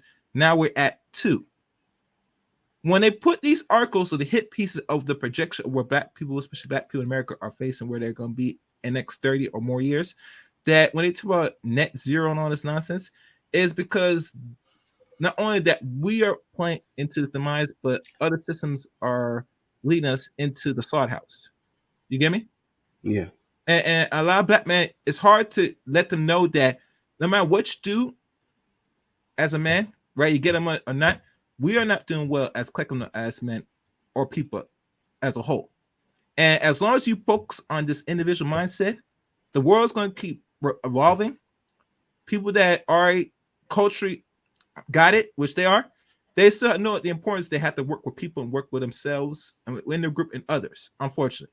And black people still have not gotten that yet, to that point mentally. Or with especially the men. They need to be coddled to know, saying the data showing otherwise of our position. No, it's not a good sign. We're not doing well, period, as people. You get me? regardless of some stripes. That's not progress. I'm sorry. I don't know why niggas think that small people that are millionaires, that's progress. No, we talking about every black person, every city in America. Are we faring well as a whole? No, that we're not doing well at all, period. You might be a millionaire, but that money will not stay with you long. It's going to be washed away within 1 generation, 2 generations, regardless what you do with your penis now. You get me? Because you're not building enough with it. Hell, you're not even networking with other black people across this country to make real moves. And if you are going out of the country, we're having the conversation now. It's usually for access to more cooch. I'm just trying to figure out how these dudes making money, how you make a living. So everybody's gonna now depend on YouTube videos and come on, man. Did you know that one dude traveled to the DR and he was begging because I think he had a YouTube channel about he need money to pay for a ticket. Well, if you had to get to a point where you as a black man, depending on what your age or what your economic situation, if you had to beg your supporters on your channel just to get you to come back to America, I would tell you personally, you better stay there until maybe the embassy. And they say even if you leave across the country and you go somewhere else, most likely they're not going to dip you back. They're going to let you stay there until you pay your ticket back. And they know you don't got no money. You know, that's another thing. I'm sorry, go ahead, Dildy. My bad, bro. Thank you for letting me go through first. He was on Taz's live stream last night. He was saying that it was a social experiment, and that the people, the money that he used when he was there was donated by the people in his chat because they were conducting a social experiment to see how much you can live off of over in another country. And he said the reason why he was on, he said he wasn't begging per se, that he said he was asking the people who donated to him originally to go over there for the social experiment for the $100 to get back. That's what he said. What was going on, and he was over on Taz's live stream last night. Oh well, personally, if that was a social experiment, it shows you. This is just me now, DOD, and Jay Sean, you got to give some pushback on this seriously. That it tells me you as a black man, your priorities are not in order. Mr. Holloman said he made 6 figures as a barber. Now tell me this, Jay Shine. Mm-hmm. We know people that's in certain professions like that. Is some dependent on where your location, where you can make some good money in certain professions like that. But be honest with me, because you're more seasonal man. Will you leave your 6-figure job that you do if you were like in that profession to go travel the world and create trying to beg people for money for your endeavors? Will you do that? Hell no, it's irresponsible, especially at 23. There you go. So that's why, and I talked to Shatter about this. Say, if people text making really money like that, if you're a bar, he said, yeah, where he's located. He said, you could make that money. So I said, okay, if I was making that good money after taxes, let's say after tax, right? The last thing in my mind is to sit there, stop what I'm doing, and go travel the world just for some. No, well, you're not traveling. Well, first of all, let's make sure we're clear on something. You're not traveling the world, Chaos. Okay. You travel to 3 Pacific places, maybe 4. Okay. All right, that's it. They have a targeted destination where they've been told and they believe, just like a church, they have faith. They have faith in DR. They have faith in Brazil. They got more faith in Thailand, and you know what I mean. And these are places that are known for sexual tourism. Okay, global. Thank you for that. Nothing to do with black men. Just take black men out of the mix. Just at what white men do. If you go to Brazil, you're gonna see German men down there. You're gonna see Australian men down there. Same thing in the DR. I did a video on this on my channel, and I was showing and I was breaking down the video, and I was like, look at the background. Look at all those old white men in that bar, while the brothers are walking around. What do you think they're there for? Niggas forget their place in the world. You know, and then I put up another video showing the women, you know, who dating these white dudes and what the white dudes are saying. These old white dudes talking about they always got their hand out, they got their money hand out for some money. This is about paper. This is all this is about. All right, so fine. If you haven't had a transactional relationship, I'm your guy. I'm the businessman. I ain't got nothing against that. If you want to have a transactional relationship with a female, so be it.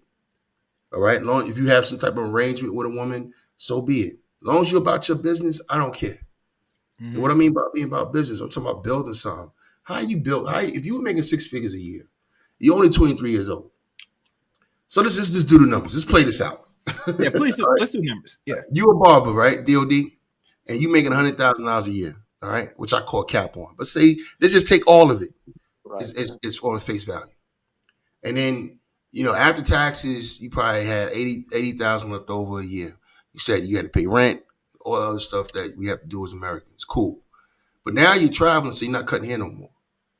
So let's say you were making 6 figures, that $100,000. Say you were making it for the last 4 years, right? So it's 4 years you were making 80,000 after taxes. Okay, well, how much money do you think he has saved up? So let's say he saved up $50,000 before he went on his endeavor. You can't live on $50,000 forever. This says $100,000 he saved up, which we know is not true. He can't live off that forever. All right, he can't. And he at 23 years old, man. That's why most of the guys you see that are in these countries are older dudes, the expats and they're retirees, because they have fixed income. One master teacher, one of these suckers, well, I can't call him a sucker. His followers, his audience is suckers. This guy, this whole time, has been acting like he's been this world traveler. And I noticed that his room never changed. For the last 4 or 5 years, he's been this world traveler. He's been all over different places. And I noticed 2 things. One, his locations never changed. All right. Oh wow, I didn't know that. You're right. He never lived in these other countries. He just travels to them. And then 2, I was like, damn, it's been 4 or 5 years. You've been to Colombia a few times. You've been to Brazil so many times. You've been to the Philippines so many times. And I'm like, well, where the fuck is your wife? Where's your wife by now? Right. Shouldn't he have a wife by now? And these are simple questions I ask as just a regular person who's not a fanboy. Who I don't get caught up. You just can't walk up to me and sell me some bullshit. I'm gonna ask practical, basic questions. And after over 4 or 5 years you've been running on this channel, where's your wife? Then come to find out this whole fucking time he was in the military and stationed in Europe. And a lot of the fucking, investment advice he was giving was long-term investment, retirement. And now he's sitting out here about to retire, get his little retirement pension. Not no disrespect, but he's only an NCO. He's not going to get a lot of money in retirement. But he's also fighting now for VA benefits, which is an additional check on top of things. So he's going to be sitting in Brazil on a fixed income and then being subsidized by donations from his YouTube channel. These niggas are running a scam. Okay? They're running a scam. They portraying themselves to be these enterprising dudes that got this going on, and deep investors, and they got deep pockets. They're bums. If they didn't get paid for 3 or 4 weeks, 3 or 4 months, they finished. Yeah. All right? Yeah. They're not like that. They can't take a year off. I can take a year from work and pay all my bills and live the way I'm living right now. Dude, I pay $3,300, €3,300 a month for rent. You understand me? I'm not on some going to some Thailand where I'm paying $800 a month for rent. No, nigga. That's not how we live over here. And I can take a year off with no pay. All right. So when you talk about brothers who actually got paper, who done what they need to do, that shit takes time. And you can't do that by 23. I'm not sitting here boasting and bragging. No, it took me I'm 45 years old, dog. It took me, a long time to get where I'm at. That's what I'm saying. We're not even being realistic, man. What happened to regular life? Now, niggas acting like we don't have regular life to live no more. Just get a passport. That solves your problem. Okay, how are you going to get to retirement? What about your medical benefits? What are you going to do for income? Oh, what level of living standard we talking about? We talking about just getting by, or we going to be living fly in Brazil? Or are you going to be living, because when I was in Malta with my daughter, when I was there, just the way my mind works, I'm sorry, we having a good time and all that, but I had to find out how much it costs to live there, how much these fucking apartments cost, how much these houses cost in Malta. It's very expensive. And it's going to be the same thing when you get to Thailand. I looked at Thailand, how much it costs to buy a home there, and then the upkeep and the taxes and everything else that goes into it. It's not that cheap. It's not as cheap when you do it that way. But when you're doing the Airbnb life, and you still getting money from your American income, yeah, you can make it look fly. But those are dudes who are just visiting. Black Ram is just visiting Thailand. He don't live there.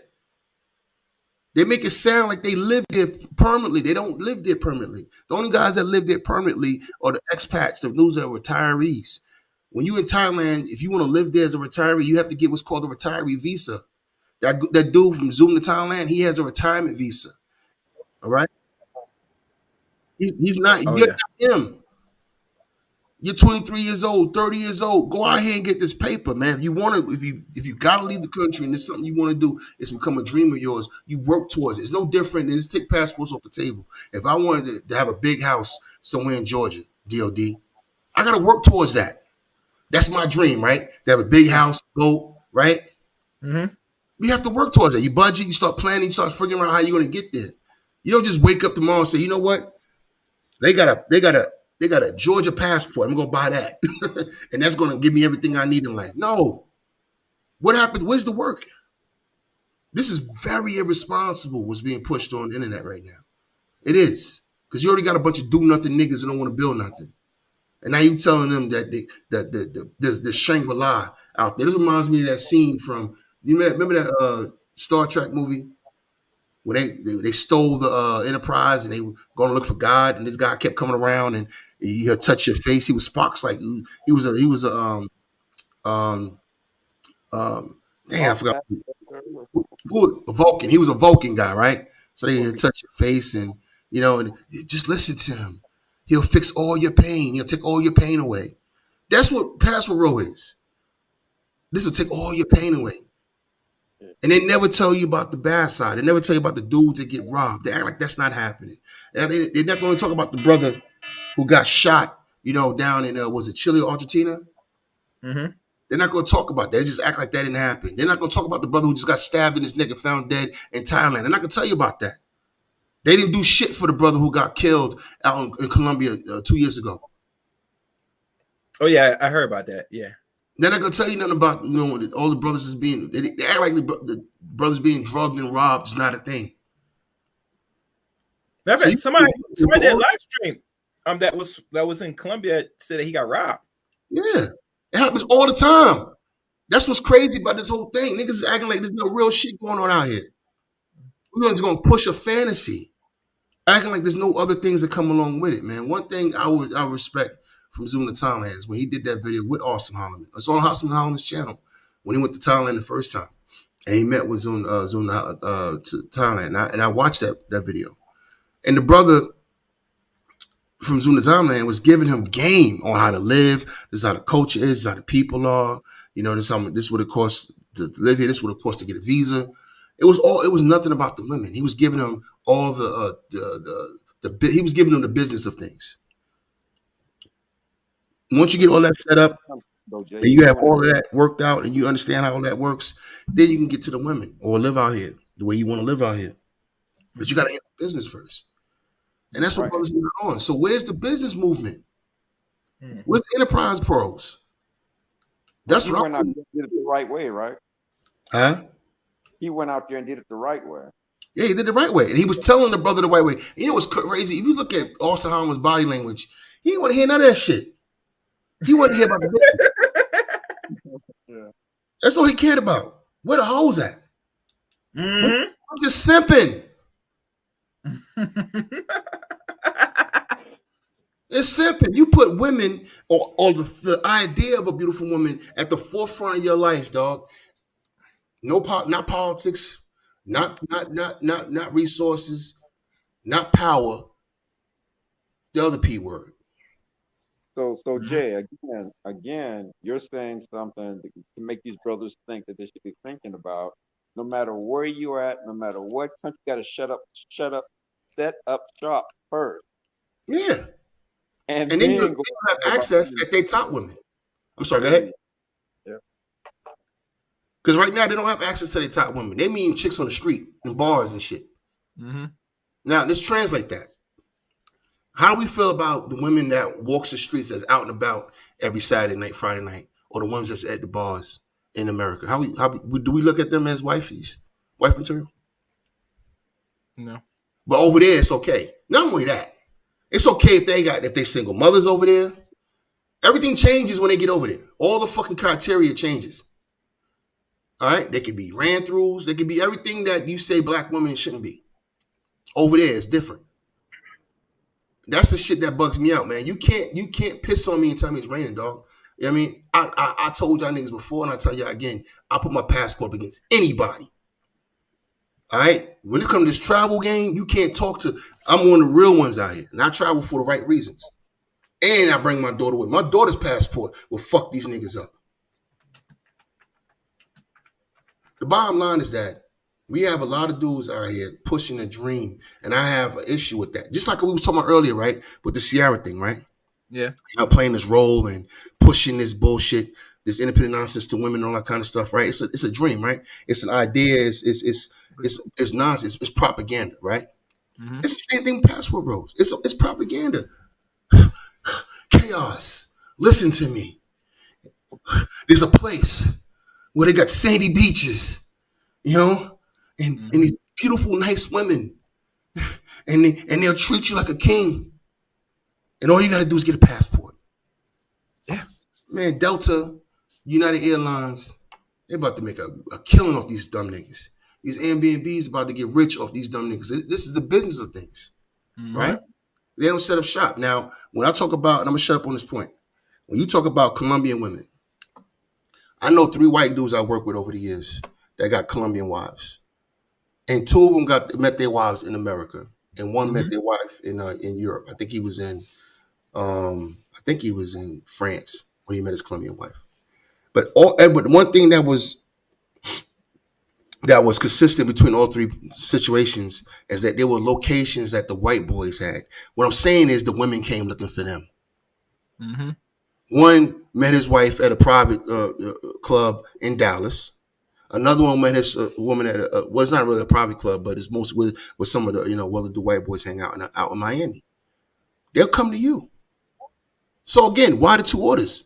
If they're so much better than the women in America, right? And there's probably some truth to that, as far as how nice they are and and how feminine they are and all that kind of shit. I'm not gonna go crazy. There's some truth to that, but why can't you bring them home? Why can't you bring them home? Because the reason why you can't bring them home because you have no fucking agency in America. You have no say in America. You have no power. Mm-hmm. That's why. And that's the root of your problem. I said this shit 100,000 times. I've been saying since 2016. The root of most black men's issues is a lack of agency and power. All our problems stem from that. All our issues stem from the lack of agency and power. All of it. I've done the math. It's not hard. You go into other countries and you praising what these other men have set up. You praising what the Arab man has set up. Well, okay. They have not only power, they also have a code of conduct. Do you have one? So there's a lot of things we need to be doing as black men. We need to do first. You know what I mean? And if you really want to, fill out and say, you know what, we're not messing with American women. Okay, bring the women home and set up your families. But that means you still have a focus of business. But they don't have a focus of business. Their focus is pussy. Mm-hmm. Jay Shine. What's up, Mary? Hey, what's going on, man? What's up, Cass? What's up, DOD? And I was thinking about this earlier, and it just what you just said, it just resonated with me when you talked about a code of conduct, because even in America there's a code of conduct politically that all the division with the political arguments and stuff like that, it ends at the nation's border, meaning we don't bring our arguments into international markets and overseas. But what you see these niggas doing, that's why I don't feel sorry for them. I don't feel sorry for these niggas. I don't, man. Yeah. I hear you. That's a real good point. Like sitting there and having conversations with women about shit that's going on back in the States defeats the whole purpose of being there. And the point, and see, that's and they don't even realize, like, you basically just undermining yourself. You see what I'm saying? Like, and then like trying to weaponize these international women and women from other places against your women back home.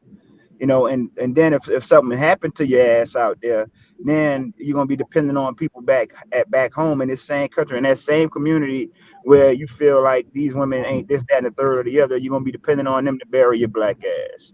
You see what I'm saying? But it's like he was just saying, you know, a lack of agency and a lack of power is really the root of the issue.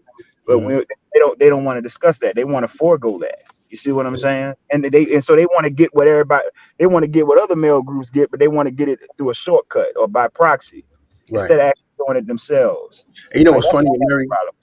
Uh-huh. You know what's funny, Mary? And one of the things they talk about is that these are patriarchal societies, and these societies, where the women are submissive because they're patriarchal societies. Okay, so why are you not going through the men?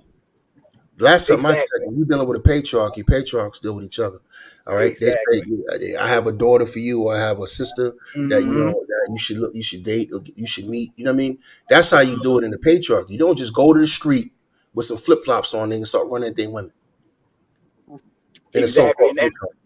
And you see their election, how he did it, like how he conducting himself in Brazil. That's why he got ran out of there. Like, and this is what I'm talking about. It goes back to that code of conduct. Babe. You want a patriarchy, but you don't even know how to operate as a man within a patriarchal society. This goes to show you how entitled they are here and things they take for granted here. Right. You see what I'm saying? I agree. Then blaming it on feminism. Like, them people not gonna come over there. They're not gonna let you come over there and do anything that's gonna besmirch the image that they want to portray about themselves as a culture. You see what I'm saying? And so that's just something that those men understand. Yeah, you running for feminism. You running for feminism and then get ran out of Brazil by a feminist. Make that make sense. Niggas act like Brazil is not the West. Mm-hmm. They act like DR. These are all Western countries. All Western countries. Yep. Yeah, they just different in their cultural aspects. But I'm telling you right now, there's no significant numbers of black men for them to worry about us. But I'm telling you right now, if you start going out here promoting this shit and y'all really start showing up in some serious numbers, there's gonna be a fucking problem in Brazil. Yep. They still got men out. Niggas act like they don't have niggas down there. You know what I mean? Yeah. Every country has dudes. They have street dudes. They have this is dangerous. This is irresponsible, and to waste your time to get your money up and to get all your resources together just to go be somewhere to play. I don't care about playing, Mary. I'm out here with a bloody sword, nigga. I don't look, man. I compete in the world of men. Right. A matter of fact, I gotta get off here because I gotta get to work. You know what? I gotta go tell some German men what to do. Mm-hmm. Mm-hmm. You understand me? I'm a project manager over here in the Corps. I tell people what the fuck to do. I go to meetings, and you know what I mean, and I get online and we go through contracts, and you know I'm in the business world. You know what I mean? So it's like this is what you should be focused on. And guess what happened, Marie? I can travel where I want to travel. I can do what I want to do. You know what I mean? I can be who I want to date because I already have everything else taken care of. I took care of my business. I focused on my daughter. My daughter's now 19 years old, and she's over right back in Virginia right now. She's getting training. I was just talking to her yesterday, and we talking business, going over her options, what she going to do next. Telling her don't worry about it. There's no pressure. We'll figure it out. You know what I mean? Just focus on what you're doing now. We got different things you could be doing. You can go to Mary Washington. You can go to this school. You can go. You know what I mean? We talking business. Yeah. This is the business of things, man. This is what we do as men. This is what we do as fathers. This is what we're supposed to do as leaders. This is not leadership. I'm telling you right now, you can't go out here and you can't keep selling black men dreams. It's fucking dangerous. All right, they're already not doing what they need to do. They're already looking for escapism. Mm-hmm. And this is just say that again. Repeat that again. They're already looking for escapism. Look, I know it's hard being a black man. Trust me, I know. Internally and externally. The fuckery we got to deal with inside the community and the bullshit we got to deal with the dominant society. I got the scars to bear them. I got scars on my nose and on my face and in my heart. I know it's not easy. But put your fucking fatigues on, nigga, and stand up like a man. Here's the thing. I'm going to shut up on this point because I got to go. Because the truth of the matter is, Mary, these niggas ain't thinking about their grandchildren. Exactly. I am. Mm-hmm. And that's the thing. Like, we sitting here thinking about the legacy of their children and grandchildren, and they sitting here like promoting these young brothers to be derelict and delinquent and not be on what they need to be on. And see, the whole thing about it is that, you know, nobody coming to save you. You know, like I tell my son that all the time, man. Like, you know, if you think you have time to play, you don't have time to play. You ain't got time to play. You don't have the same type of luxuries that you know, boys in the dominant society have. You don't have that. Right. You know what I mean? But and this whole thing about, you know, going over here looking for sex and ass, man. Mm-hmm. I'm like, you know what, Mary? You know, it's funny you say that, because in 2019, and I told the story a few times, my daughter we just got here. We just got here in end of November 18 in Germany, right? And so my daughter had spring break in 2019. And we just got here. We just got the house, the penthouse. We just getting situated. So I didn't have any plans for her spring break. So she was going to sit at home. My homegirl, a friend of mine, happened to be over here in assignment in Berlin. She flew down to see us in front, you know, down here in Wiesbaden. She flew down to see us for the weekend, just to hang out. And she found out my daughter had nothing to do that week. So we bought a ticket right there on the spot, and she flew up to Berlin and hung out with her for a week, right? Now, why am I saying this? I went to get my daughter on the way back. I took the train up there, and I took the train back. On the way back, we're on a train platform coming back home. We're in Berlin train station. So we're going southwest, and the platform behind us is going east. There's 3 white boys behind us on the bench behind us, and they start talking, and I realize they're American. So I turned around. Hey, man, what's going on? Y'all American? So we start talking, whatever. These are 3 young white college kids. And they start telling me what they're going to Prague to do and all that. They were passport bros. In the sense of just traveling, right? Right. They were going to Prague. They're going to deal with those women out there. Remember, prostitution is legal in Europe. So they're going out there to have a good time, have some quote unquote beer baths and all that. And guess what they're going to do when they get back? They're going to bring their ass back to America and become your next judges, your next clerks, your next leaders of industry, your next police chiefs, all that. You understand me? They deal with power. I don't care if you want to travel and do some fuckery, do that. Fine. I'm not going to sit here and I'm not everybody's father. You know what I mean? My point is, we're not handling business. And if you push a message like this to the world, you want this to go viral? I got a fucking problem with it. Yep. I'm in the world. You make this now becomes my avatar, and I'm not having it. You know. So anyway, that's what I gotta say. I really gotta go. It's 7:30 in the morning over here. All right, Jay Shine. Like always, it's good to have you up here. You know me. I do these graveyard streams the nighttime as I flourish. As you know, chaos really ensues in any time, daytime, middle time, nighttime. It doesn't matter. But like always, hope to see you again soon. Oh no, I'll come over. Like always, leave off with the nice quote for all the young black boys that we've been and men now to know the importance. Hey man, business is life. Life is business. You brothers handle yours, and you passport bros, y'all ain't not handling business at all. And neither are you, Russell Wilson. Y'all not handling business. Get your house in order. I'm out.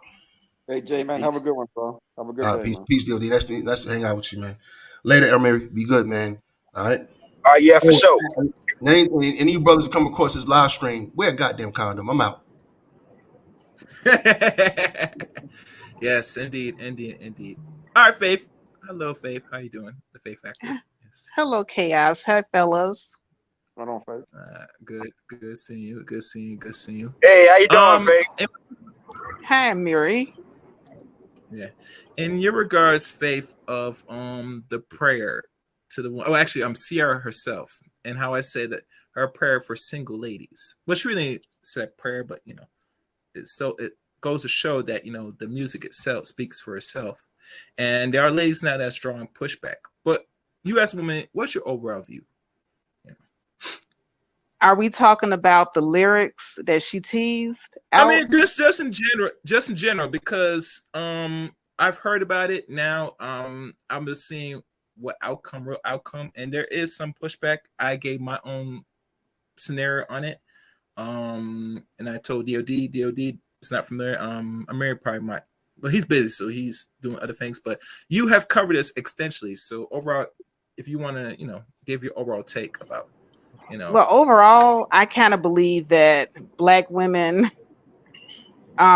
they are tired of being single for sure. And they have not been honest with themselves for a very long time about it, because when we had, I forget the name of that rapper that was coming out with that song, Independent, or however you spell it. Yeah, that was You know Lil what that Boosie. means? Yeah, Little Boosie. We was in the club waving our hand in the air like, yeah, And then what's that other song? I love her cause she got her own. She don't need Neo, mine. She says leave mine alone. yeah. No, Yeah, that's Jamie so Foxx. Jay Fox? Oh yeah, Jamie. that Yeah, was right. that was Jamie Foxx, right? Right. Then we had Neil made a song too about Miss. wait, Neil but I'm just taking you through the years, okay? I'm Okay. going through the years, All right, I'm listening. All right, So go for it. then we got Destiny Child put out a song. All my ladies is independent. Throw your hands up Oh at yeah. me. Okay. We had Destiny Child. Then Beyonce came out by herself. All the single ladies, all the single ladies, all the single ladies. And we went to the club And and she was we were, married. And she got married that year. Ain't that she got married that same year. Yeah. So now we mad at Ciara. Just make that make sense. I love it. It's the madness. It baffles me. You get me? Yeah. Yeah, it's Faith Marvel 318. Yeah. Yeah, man. I mean, my thing, Faith, because and it's good that most of them are pushing back now. And let's be honest, it's not Black artists, especially Black female artists, that make songs about independence. There are other, well, I can't say other race of artists make songs, maybe in that fashion, maybe not. But it lets you know that one thing is evident: they have a mate. You get me? And the ones that sell more music is the ones that are more dysfunctional, like in our community, rather in good faith or not. Unfortunately, even Mary J. Blige, a great artist, great singer. Her strongest songs is her own struggles. You get me? And she was once married too, once married as well. You get me? But they just love because they want to hear the degeneracy. That's where women really gravitate. They can relate to it. It can't relate anything that someone that's having a real good marriage and it's going well so far. I mean, I just played some videos earlier of Russell and Ciara. Even the thumbnail speaks for itself. And when she come up with that song, it's going to resonate to a lot of women because they see what she's doing. You get me? It's going to hit different. Okay, well, what is she doing? No, I mean, they see her with Russell in a harmonious fashion. Like, let me see if I got a video. They see how she. It really is just about class. They see how she living because of Russell Wilson. Like she basically leveled up, and now that she done leveled up, now she telling them be single. And single and independent. But this ain't just with women. This is we see. We want to act like Black women was giving this message about being single and independent. But they was telling Black men the same thing too. Be a rugged individual. You see what I'm saying? You're a Rolling Stone. You by yourself doing your thing. Like they've promoted this separation to both Black men and Black women. The problem I have with these conversations is these brothers want to act like they only promoted it to Black women, but they ain't promoted to them too. And I'm like, nah, they socialize you the same way. This is why I tell them, y'all sitting here doing all this talking about marriage and stuff like that when neither one of y'all been socialized for that. It ain't just the women. And it ain't just the men, it's both of you. I've been saying that. Right. It's but the thing about it is, why are we looking for this type of thing in our entertainment? What do you mean? You mean the single thing? Single and independent? Yeah, because see, this is what I have a problem with. The fella that came out with that first song that I reeled, I keep forgetting his name, Lil Boosie. He was able to, make money off of that record. Nobody stopped his coin. You know what I'm saying? Wasn't nobody talking about cancel him or, but Ciara, she's trying to do a little comeback. She's trying. I don't know if she's gonna do it or not, but nah. Why would we try to stop this woman from making money? because we mad about our lives as single women. Yeah, but that's what I'm saying. That's what I'm saying. It's an economic thing right now. Like so say if she was never with Russell Wilson and she was still single and everything like that, it would have landed. It would have landed. The thing is she's been going around talking about how she's leveled up because of Russell Wilson. So she's just being like she's being a hypocrite. But the thing about it, even with that, we got to realize that we're not in control of these media houses and these music houses and stuff like that, and how this music is disseminated. And you see what I'm saying? Like this is about her career. She's trying to find something that's going to impact. You see what I'm saying? So I think just looking from the sister's perspective, it's because it's hard out here as a single woman. Like independence is all the rage until you out there on your own. You see what I'm saying? So then, and the fact is because of the economy and stuff like that, it's a lot of uncertainty now. And so, now you have a lot of women and a lot of sisters who need some security. They need some. But that doesn't have anything to do with Ciara and her song. That's what I'm trying to, I want people to really look at this and for what it really is. This is an artist whose job is to create music for us to listen to dance to. I looked at those lyrics. I did a video about it myself. Nowhere in the lyrics did she say, hey, you don't need a man. She said, this is for the ladies that don't need a man. And see, what I'm hearing when she's saying this, I'm hearing a lot of women that do need a man hollering. Yeah, and that's I see what you're saying. Yeah, because I mean, it's that's true, because it's not the same for for all sisters, I would imagine. I mean, you probably have many sisters out there who just don't need a man and they doing fine. But then you're right, you probably got some who they need some relief. And my thing is, if it don't apply to you, if that's not the shoe that you're wearing, why would you take your big foot and try to stick it in the size 6 and then turn around and complain that the size 6 don't fit? That's because that ain't your shoe. This is for the ladies that don't need a man. You're saying, I need a man. That ain't your shoe, sis. That's the reason why it don't fit. I see what you're saying. I mean, I like when you said that. Are you saying it don't fit for Ciara? Because Ciara's married. How can she be out here singing songs about independence? She's an artist. That is her job. It's an art. You're right there, Faith. Right, but she's married. So what? So is Snoop Dogg. But he puts out songs all the time that's not conducive to being married. Okay. But now, there you go. We're here on YouTube. If you were to tell us that you were married and you really wasn't, and you were living in this mansion and you had all these children and your life was perfect and it really wasn't. Now why you got to bring up Nyla, DOD? Oh God! You know what? Quit being messy. Stop being messy. All right. Damn, you know what, Cass? I just realized what I did. Damn, my fault. We're gonna go 5 more minutes, man. Because yeah, because I wasn't even thinking about that. I thought that's what he was talking about. Wow. I'm just giving an example. If somebody is to me, that's perpetrating. You know that's not you, but you're gonna come on here on YouTube or singing songs, wherever, on TV, preaching something that you're not, or preaching something that you're not doing. And to me, that's being a hypocrite. Well, go ahead. I'm sorry. Percy, much times y'all going to push back. I had to agree with DOD on this one.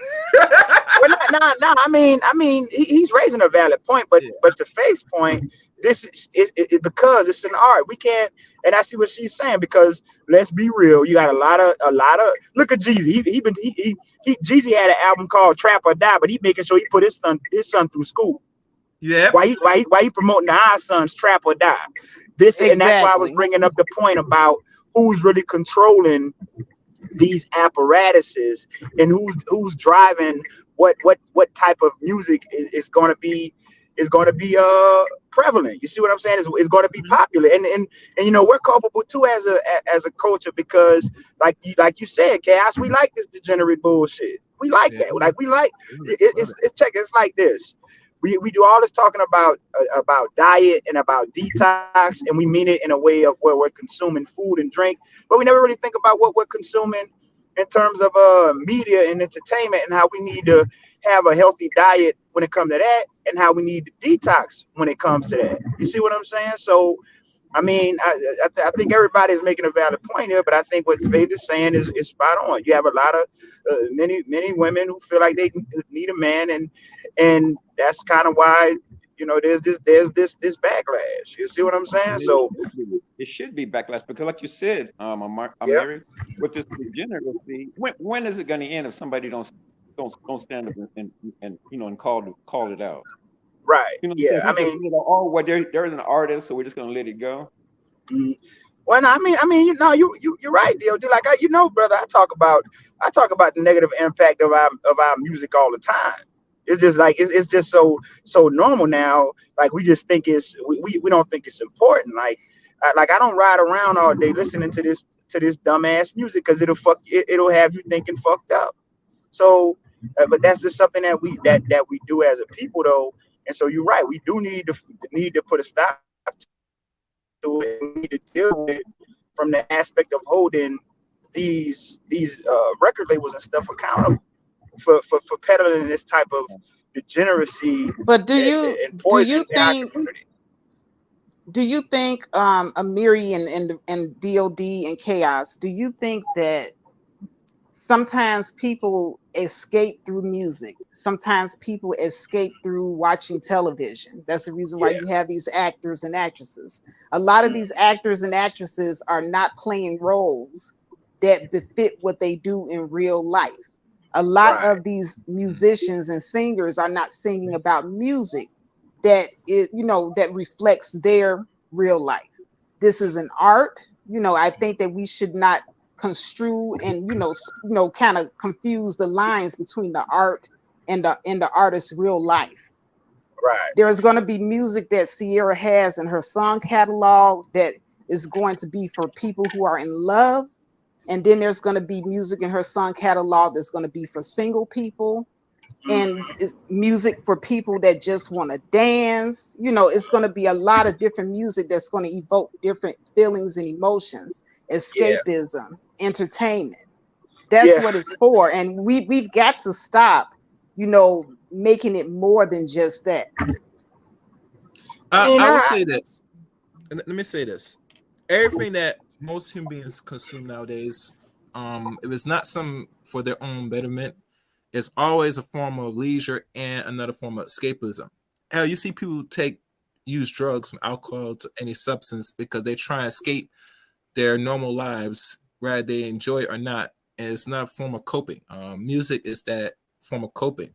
The right type of music if people consume, but we all know, since we don't control music, they put in alternative music that make us, vibrant and accept, the harsh realities that either we live it or we don't.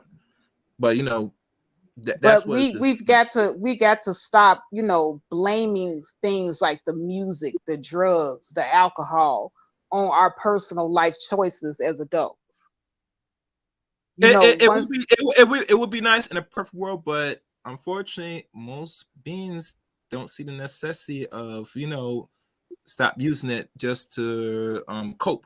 They're gonna use it because, let's be honest, to me, I think it gives people a sense of purpose, and while not living the purpose, that's why it's here for. If you think about an American part, back members, we always gotta look at history. Why was the Roman gladiators was designed? To give people entertainment, to escape their normal lives. You get me? To give them entertainment while they do the real work behind closed doors, where people are not paying attention.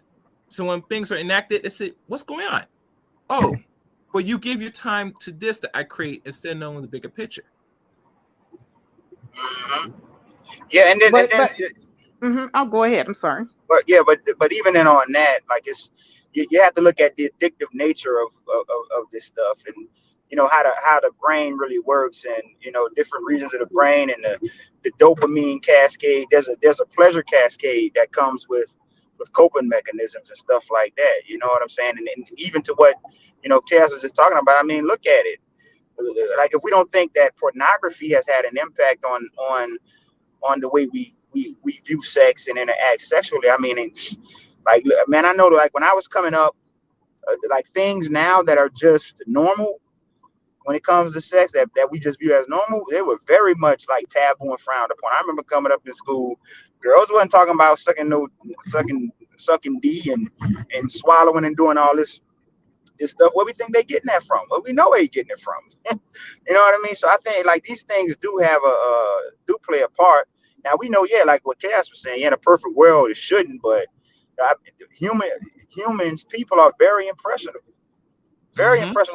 That's why you have all of these content creators who come on and they're looking to impress upon certain things and influence certain opinions and certain behaviors in other humans. And this isn't even directed at children. Like, this is adults. Think about that. And so if the adults are susceptible to it, just imagine children. So I mean, I hear what you're saying on that part, Faith, but I just think it is what it is. And then because of mass media, because of social media, it's just everywhere. Like, we're just immersed. But see, Amiri, I'm all for censoring for children.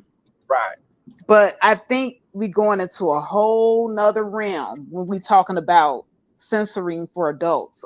As adults, just like that bottle of vodka that you see on the shelf at the liquor store. Okay, liquor is perfectly legal to purchase, and it's up to each individual whether they purchase that liquor and they drink responsibly, that they're not abusing that liquor, right? Right. So if you're 21 or older, you have a responsibility to not drink to the point where you're so drunk that you get behind the wheel of a car and drive. Yeah. That is completely up to you. In this case of Ciara putting out this song, Ciara cannot help that these women idolize her life. She really can't. The same way that the person that make the vodka cannot help if people abuse the vodka. He's just the manufacturer. Right.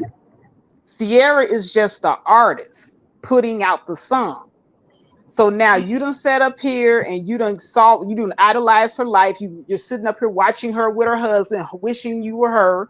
I low-key believe that a lot of these black women, if they could, they would sneak into Ciara and Russell Wilson's mansion, kill Ciara in her sleep, and then push her body off to the side and lay there in the bed and pretend to be her just for one night. And if they go to jail, they would believe that it was worth it.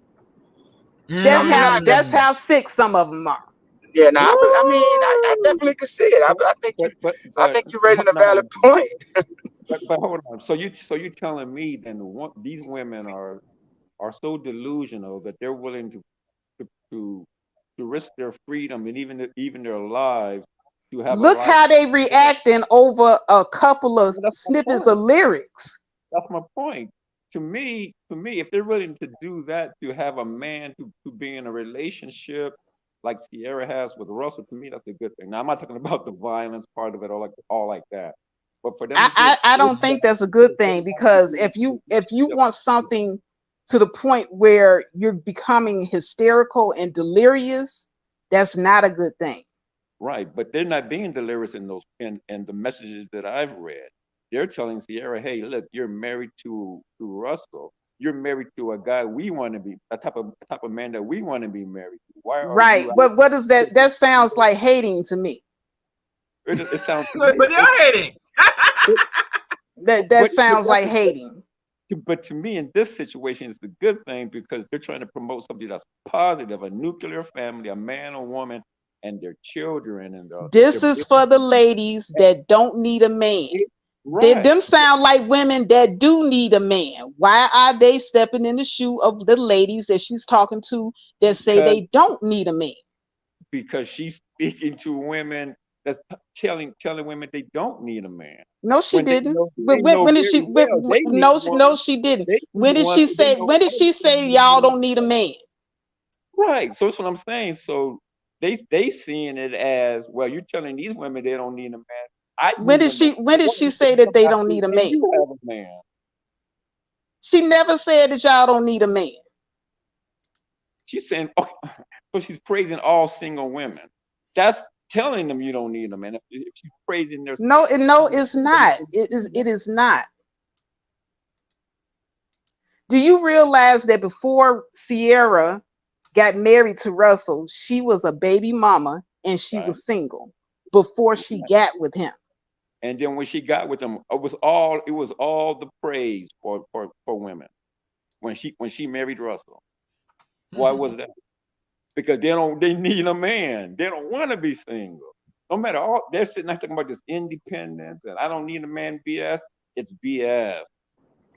But she's And not telling all women to, but that's not what of course she's they telling want women. She's not telling women that they don't need a man.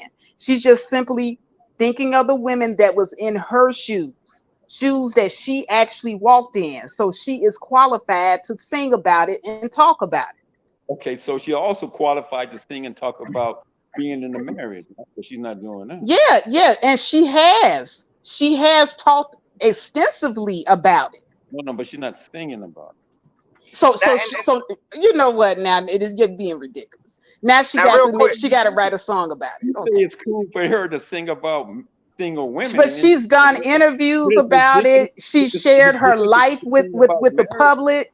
Now you want a song too? Why not? Wow. She has plenty. Wait. She has plenty of love songs. Were you about to say something, Mary? Huh? You about to say something? No, I was just gonna say, like, this whole thing about needing a man. Let's be clear. They're talking about need a man like Russell. Yep. You know what I'm saying? And not just and you got to realize these women aren't just looking at the financial, upgrade that she received from being with him, but a man who actually at least appears to supply the emotional security and safety. And this is why I tell brothers, what do these black women get from marrying you? The average everyday brother around the way, what do they get? Do they get financial security? Many times no. And do they get fidelity? Many times no. You know what I'm saying? So like that's the thing. They don't need no man just to be having no man. I'm not of the opinion that women need a man, accept any old piece of man. At least you got a man. Hell no. I definitely don't believe in that. Right. And I don't tell my daughters that. I know you didn't deal with that. Just for a man, just getting a man for having a man's sake. No, I'm not saying that. I was about to do it again. But what I'm saying is sisters need to get a good man. And a lot of yeah, see, that's what I'm saying about Russ. See, Russell is what you would consider a good man, and he has the financial security too. And like to what Faith was saying, that's why I said I believe like if she wouldn't have, because remember she started that whole level up. I remember that level up, and like what Faith was saying, she's on Instagram showing their life together. These sisters want that. They want that, and so that's why you see that's why you see the pushback. You know what I mean? Because and that's why they're looking at it like she being a hypocrite. You know what I mean? You got that, we want that, and now you're gonna tell us this about being single and being independent. I think that's just how it's because of that. You know what I mean? So I agree. And Bro Speak brings up a really good point. Didn't she get roasted for talking about being married? She sure did. I didn't know that. Well, there you go. I would say this: if she got roasted, it will be amongst this community from the women that can't get it, man, or hold one, and to the dudes. It's the same women that's mad at her now. Even dudes getting mad at it because she was able to hold on. She was able to get a man of actual value, nor she had a baby out of wedlock. So it goes both ways with her. So she was not going to win anyway. Yeah. I mean, this is something we need to discuss, Chaos. Like I think, and Faith and Deal, we need to start having these honest conversations about about marriage in the Black community, and not just from this thing where we're just lobbing, insults at one another, or where, we coming from the passport bro and the divestor segment. Because listen, and this is what I said: if Black men and Black women weren't meant to be together, why are these factions going so hard to try and drive them apart? And so the question then becomes, how do we find a healthy middle ground where what's naturally meant to be can flourish and thrive? And so that's why a lot of times, and what I'm talking about, I come from that aspect, and I come from that aspect from a person who has had to do it and has done it as traditional as possible in a non-traditional time. And so Right. like it's a process, but like I said, what happens is we have rogue elements in our community, and people will flock and listen to rogue elements. You see what I'm Yes. saying? And think that that's going to get them what they want, but it's not, because it's just like what we've been talking about here. Those people are just telling you what you want to hear because they're just trying to make money. So they're going to say whatever. You see what I'm saying? But when you get to the real world actual application of it, you'll find that many of the things that they promote just isn't practical. It's not going. It's not practical. They're not living the music. Mm-hmm. They don't have to live the music. I mean, But I'm not even just talking about. I'm not even just talking about music. I'm talking about like just in these social spaces on YouTube and stuff like that, and giving like life coaching advice and relationship advice, these gurus and stuff like that. I think that's why you see that with Mr. Jackson. What happened with that whole situation, because it's easy to say stuff and it sound good in theory, but when you have to get into the practical application of it, it's an entirely different thing. And then aside from the internal issues that man and that woman is going to have, both of them are then subject to the external issues and forces out in society that have an impact too. Then you couple that with being Black, then you couple that with being poor, and you're going to get this type of melees.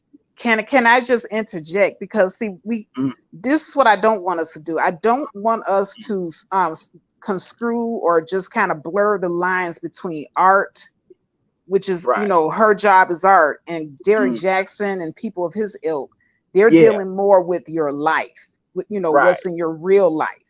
Yeah. So art is an imitation of real life, but it's not real life. It's not real life. Yeah, I mean, you're totally right. It's like if I'm walking down the street and I see Denzel Washington, I ain't gonna be like, oh shit, they go Alonzo Harris. You know what I'm saying? So yeah, you're right. And you understand he was playing a character. That was art.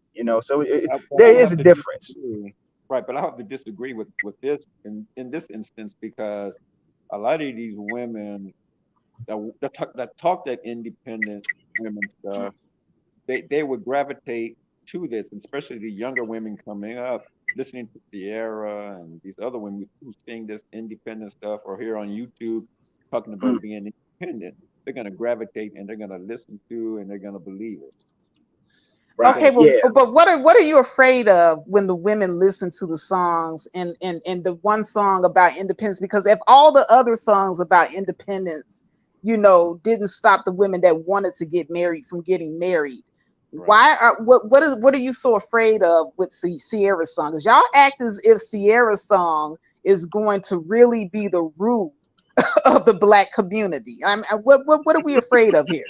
Well, let me answer that first. First off, I'm not afraid of anything. I'm not scared of the song that you put out. My thing is the hypocrisy behind it.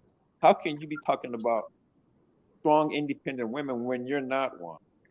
You're married. But why didn't we have a problem with all of the other artists who did the same exact thing before her? All the other artists who were like Beyonce, she was married when she was talking that BS. Mm-hmm. And Snoop Dogg, he's married when he's talking his BS, and it's a lot of them that were married and they were not exactly promoting marriage. And they're hypocrites. But see, the thing is, it's the timing of all of this. That's why I said that earlier. We gotta realize it's the timing, because of everything that's going on with the red pill, and you have all these conversations about dating, and you have men and women trying to figure out, how what do they want out of life in terms of relationships and how to achieve it. And I think to what DOD is talking about, and I will agree that there's some merit there. Is for the longest there's been this whole mantra about being independent and strong as a woman, and so if that's the case, and you have a population of brothers who find it hard to pair bond and get in a couple and couple up with another sister because they feel that she has this mentality about being strong and independent, then this is what you get today. It's all the time, and because these are just all the conversations that's going on, like, you know, about relationships and. But see, I gotta give y'all pushback on what's hypocrisy. You want to know what I find hypocritical? Mm-hmm. This same generation of women, they reached all the way back. When did Destiny Child come out with that song "Cater to You"? Yeah, I remember that song. That was now this is the new generation that you're talking about. They canceled "Cater to You," but wasn't "Cater to You" talking about relationship, talking about love, talking about being good to your man? Yeah. And they trampled all over that. Now, F that. That was recent. Yeah, it was. Now they mad at Ciara. That's hypocritical. That is hypocritical. Right, but Faith, you're proving my point. They're trying to get rid of the nuclear family. They don't want to see black men and black women together and in love. And who don't want to? Because that's the fans. That these are the same people that's sitting up here mad at Ciara. They went over there and canceled "Cater to You." This is what I'm talking about, the hypocrisy. They don't know. That's why I say it's hysteria. It's hysteria. I don't believe they don't know. They don't know what they want. What I'm trying to tell you is I am very concerned about the mental health of black women. Like 2 years ago, they was like, "Oh, F that Cater to You song. F Destiny Child." Now, fast forward 2 years later, "Oh, Ciara, F you. You coming out with this damn song and we want to be married." I said, come on now. Right, but Faith, that's those women that were doing that 2 years ago was the independent women, the strong independent. We don't need it's the same women. I'm telling you, it's the same people. No, it's black women. Now, forget men. I don't need a man. And also black women. "Oh, I want a man." Forget you, Ciara. I'm telling you, it's the same people. Okay. I just know that it wasn't the same people. It was the women who were talking about being independent and strong and don't need a man. Those were the ones who were trying to cancel that song. Those were the ones talking trash about that. I'm telling you, the same people that was in the club dancing to that Bootsy song, INDEP, you know what I mean, got our own house. It's the same people. I'm telling you, the same people. But I'm telling you, no, I can hear you now. Let me see this. Somebody wrote here. Let me read his comment. Based on the faith logic, we no longer need to hold up and drill music responsible for deleting or point to magazines, social media, movies, and television responsibilities for molding minds. Slippery slope. That's one guy's comment. So, anyway, Dieter, I see you in the chat room. If you want to come up, bro. I might hold up for you to come up for like 5 minutes. Oh, hey, Dieter. And you guys see what Queen typed in there? They want a man. They just don't want to cater to him. That's what I'm saying. I am very concerned about the mental health of black women. I'm telling you, man, we don't know what we want. Yeah, I think that's. I mean, I mean. Well, you know, I don't know if it's that. I don't know if it's that linear of a thing, but I definitely could probably say that there may be some. There may be a there because a part in that this is the thing that I believe that feminism has, had a negative effect on the male-female relationship is that women have been socialized to think that catering to a man somehow makes her weak, or it puts her in a disadvantageous position. You know what I'm saying? But the fact of the matter is that what is going to what is going to solidify that relationship is acts of service one to another. See, this is what they don't talk about. That traditionally, women were submissive or were expected to be submissive, but husbands committed acts of service to their wives as well. You see, but this isn't the way that feminists, particularly second wave feminists, portrayed it. They portrayed it as if the man was just in the house being some brutal oppressor. And don't get me wrong, like I'm sure you had men who operated that way, but you had men who loved their wives and who wine and dined their wives, and the relationship, there was acts of service one to another. So I just think that's what happens when you have ahistorical narratives and people talk about these things in absolutes, when it really wasn't like that. You know what I mean? It may have been like that for some women, but it wasn't like that for all women. So I think that's why you see that type of thing where, like what you said, do I think they have some women like that? Of course, that they want a man, they just don't want to cater to him and then think this man just supposed to accept that. Nah, like what his desires and his wants and what he feel like he need, that matters too. Pause for a second. Okay. Is that you, BMT? Who's this? Yeah, it's me. All right, finish what you're saying, Amir. Just gotta double check. Yeah. No, I'm saying that they it's about acts of service one to another. But like I said, I think they have some women who want a man but don't want to cater to him.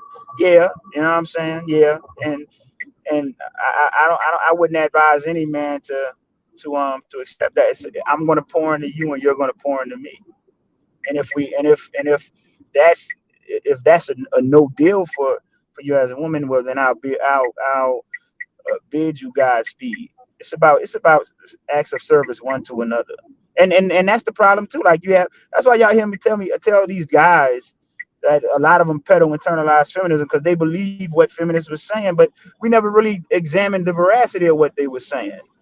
You see what I'm saying? So this whole thing where you think you're just gonna have this woman in subjection and you just gonna be, and she just gotta take it. No, man, you serve your wife and your wife serve you. That's how that go. It ain't just no one-sided thing where she got to be submissive and she got to do what I ask her, and I'm just gonna be telling her what to do. No, man, you pour into one another. Period. If you're not about that action, then just get marriage and the long-term relationship out your head because it's not gonna work. Facts on facts. All right, let BMT come in on this conversation. Hello, BMT. Hey, what's going on? All right. I think it's a long time since you came to my channel. I know I can't remember. Anyway, it's been like usually I catch the after, or usually when you send me the link, it's like when I'm going to work. That's fine. So all right, good timing. Go ahead. Yeah, I don't have a problem with Ciara says to I don't have a problem with Ciara says to women, because I think that's the thing about it. Like a lot of people input themselves. Like I like a lot of men input themselves in something that she was telling to women. Just like no different than if you have a man speaking to a bunch of men, then he's talking to the men. She understands that there are a lot of women that are not going to be blessed and lucky to have her same situation. So telling women like, hey, y'all need to be strong and learn how to be independent. She came from a bad situation where a lot of women will just latch on and just go with it. She chose not to. And she got dragged for it. She got called names. She got badgered. She got blacklisted in a sense sometimes. So she said, well, damn, I guess I'm the bad guy. So, and the thing about that is my mom and my grandma, they were part of a women's suffrage movement. They were part of that. They fought for Black women's rights, and I can go talk to them now and ask them about that. It's one thing to be a white or a certain type of color of woman fighting for certain rights. It's a different thing when you're a Black woman and you're already don't even get looked at like you got rights. So it's kind of and it's already hard enough. I think this for the instant that they asked her on an interview, and people are making it more than what it seems, because she was just telling them like, hey, you got to learn how to be strong, independent. I don't have a problem with her telling younger women or women that are now grown, Like, hey, you got to learn to be strong and independent. I teach my daughters to be strong and independent. I got daughters and nieces. I don't want them to be dependent on a man and put all their eggs in that basket and say, well, shit, if something don't fall through, no. Because there will be times things will happen. And that's not me. I understand people might clip and say, oh, BMT, so you saying don't. No. Until the other partner proves themselves, you best be prepared for the rainy storm. I've heard plenty of times a man say, hey, I'm going to be there for you when the girl says she's pregnant. Then all of a sudden, poof. And that's even married too. And then they disappear on you. I've heard plenty of broken promises. To death do you part really don't mean much of hill of beans anymore. So you're having it where somebody who is blessed saying, listen, y'all, it's work. It's a lot of work, and you gotta understand that, you know, it's not a really good environment for how women are treated. I don't have a problem with that kind of message. I mean, Steve Harvey tries to talk to black men. They call him a cuck and a simp, and he's a successful black man that's lived a very full life. I don't think we listen to people who are like living a fulfilled life and actually successful. But the fact that and the thing about it is how they take it like certain movements when they came into like our society were bad. You got to ask the question for who? Like a man and a woman. I agree with how Brother Mary said a man and a woman can both be submissive to each other. That's how it should work. Because when a man gets his wages or the household needs something, that's your job to provide and care and blood, sweat, and tears to that household, to your woman and your children. Same thing, vice versa for the woman. She puts her life on the line to bear your children and do to keep up your household.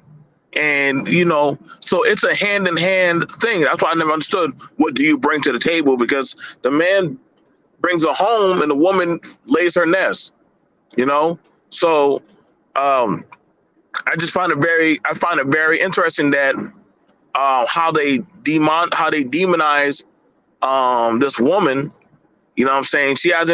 I haven't seen her talk down on black men. I haven't seen her talk down on her sons or sexualize her children or her relationship. She's just living her life. BMT? And they're highly. Yes, go ahead, sir. 1 second, bro. Speak. Yeah, how you doing? All right, continue, BMT. So the thing about it is, this perception of you know, black women having a femininity or being a feminist is a bad thing. To me, and I'm gonna say this, it might be triggering, I really don't see why or how. Because all ways of feminism weren't the same. I don't think a lot of people understand that or know the history of it. Like all ways of feminism weren't the same. And a lot of things for black boys or black people got passed because women pushed for them. Like you can go look it up. Like, and so if the women don't fight for certain laws, not saying black men haven't done it also, but there were certain things that black women were fighting for their children, for going to certain schools, district. They even did movies about these kind of things. But it amazes me that a woman saying, hey, like, you're going to have to learn how to be strong and independent, that's taken as a smite. But then you would ask, well, what kind of children are these people raising that they wouldn't convey that type of message? You know what I'm saying? Like, why wouldn't, like, how is that a dangerous message to tell that to other women, that because this woman has money, she shouldn't say that? Like, she's literally telling that to, like, hey, like, just because that man have a purse or have money, you don't know. But let me interject. It's not because of the money. It's because of her husband, because she's married. Well, I understand. I understand that, but you know what I'm saying? Like, we can only see outside of the store. We can't see what goes on behind that of the employee's office. You understand what I'm saying? So everybody could think, oh, like that married couple, you know, we can pull up a few black couples, everything was sunshine and rain. But we don't know what goes on behind closed doors.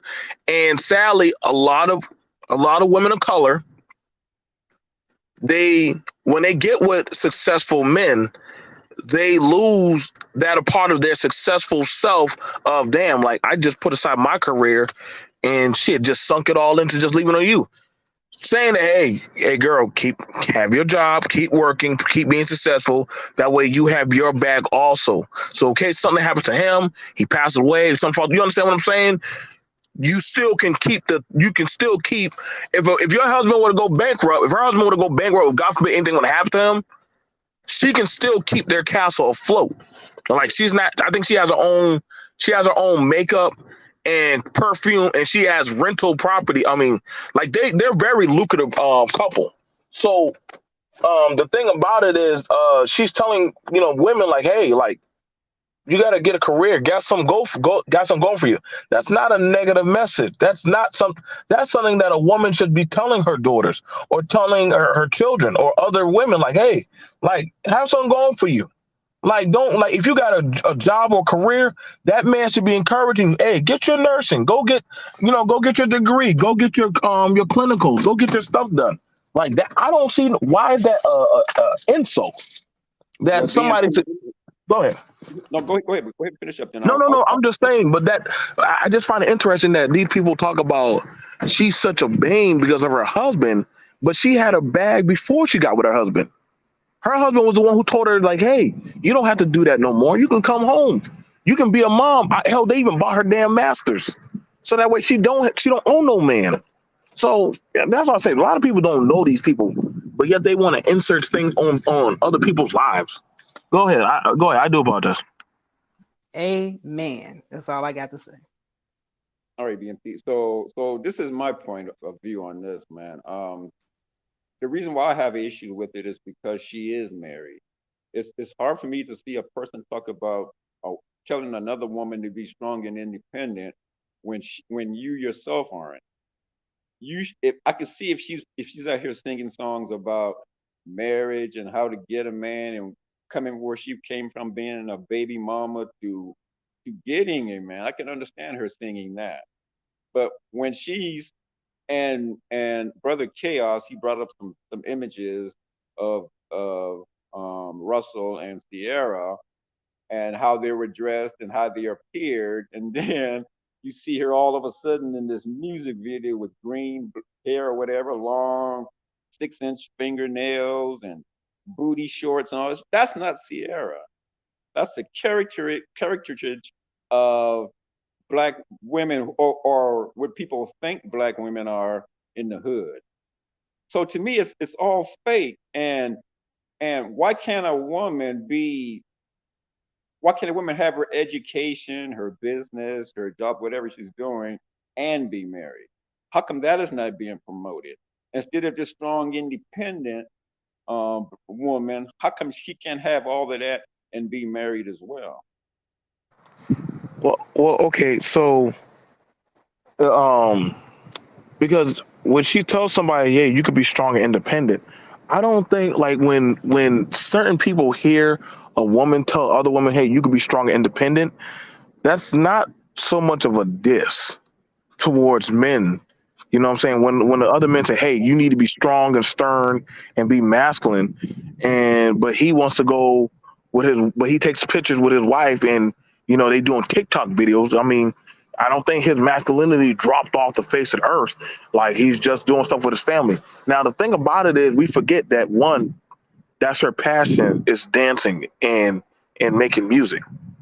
And I can't speak for nobody else, but I know one thing, like in dealing and talking with women who have children and families, they sometimes feel like they lose a part of themselves when they start doing sometimes mothers, they say, damn, I want to go dance, or I want to go do something that I used to love to do. That doesn't mean that she has a disgust or anything kind of against the family. But hell, we don't even know if her husband, who was at the shoots, and some people look behind the scenes, he was at a lot of her shoots, encouraging her.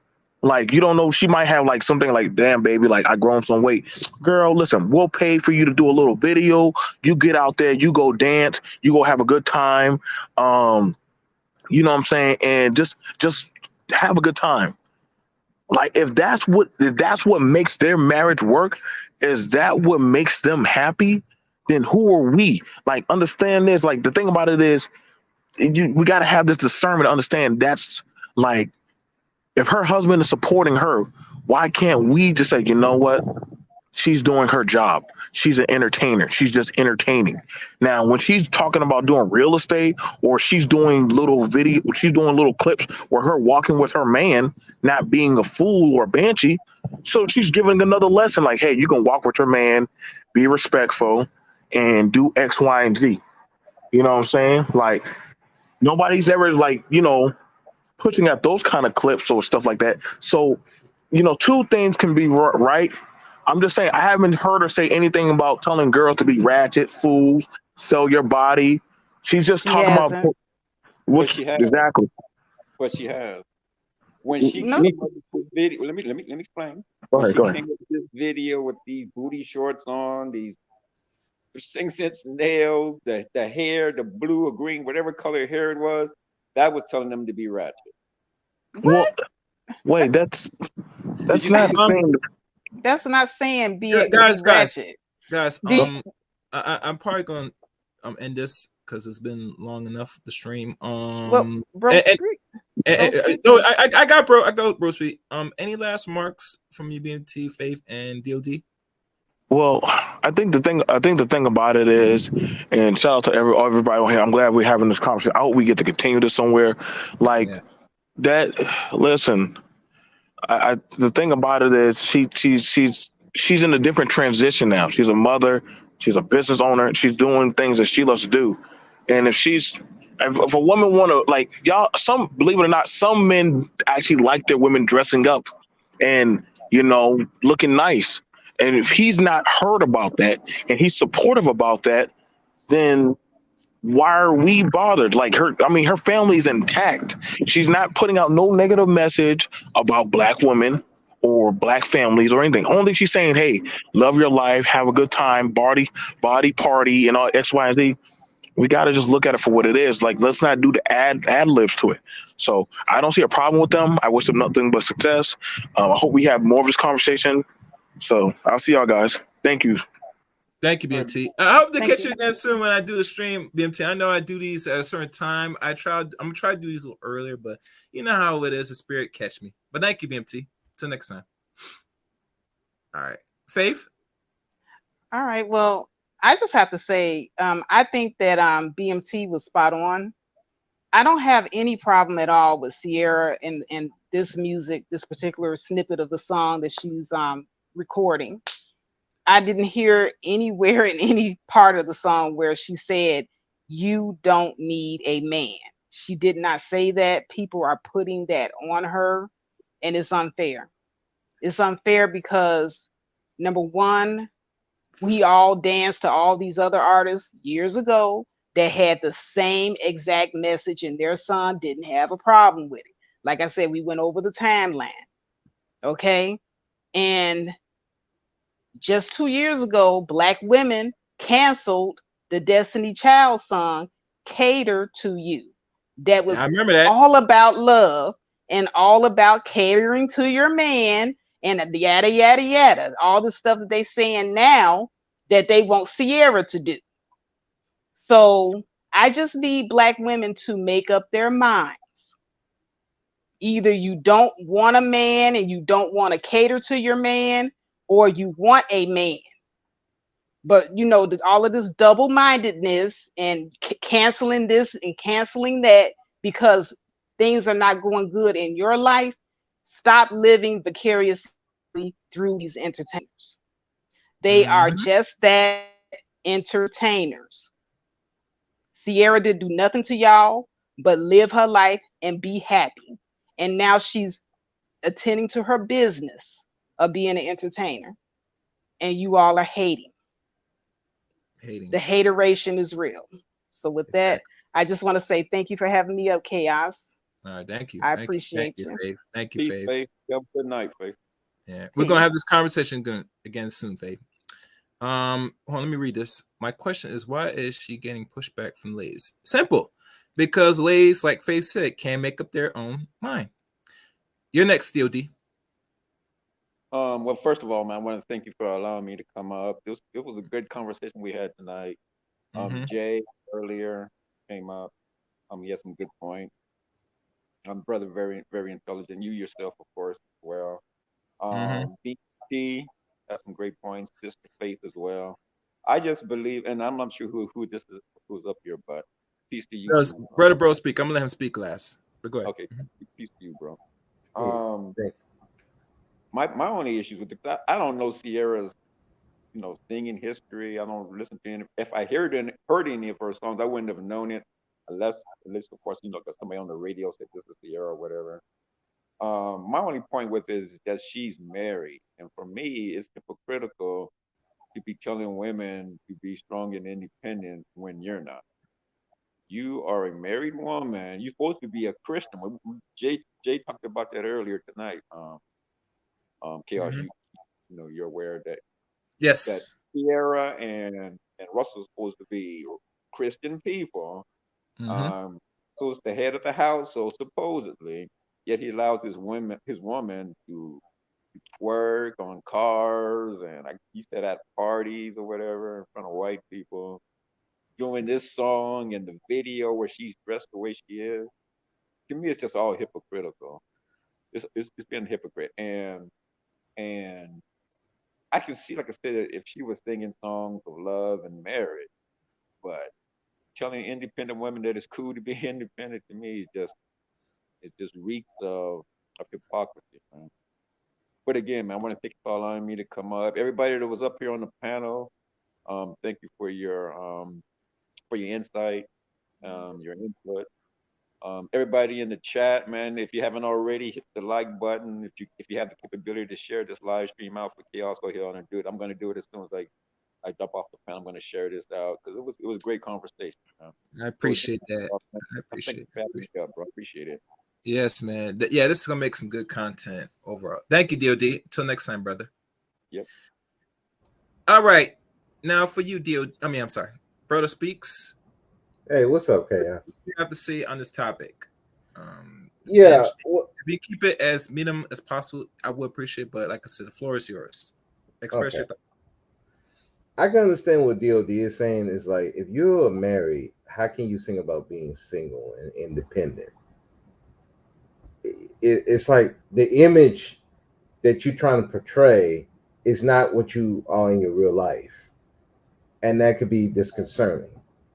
And if you're talking about the video where she's got the nails and the hair and stuff, okay, you're pushing what we would consider ratchetness out there.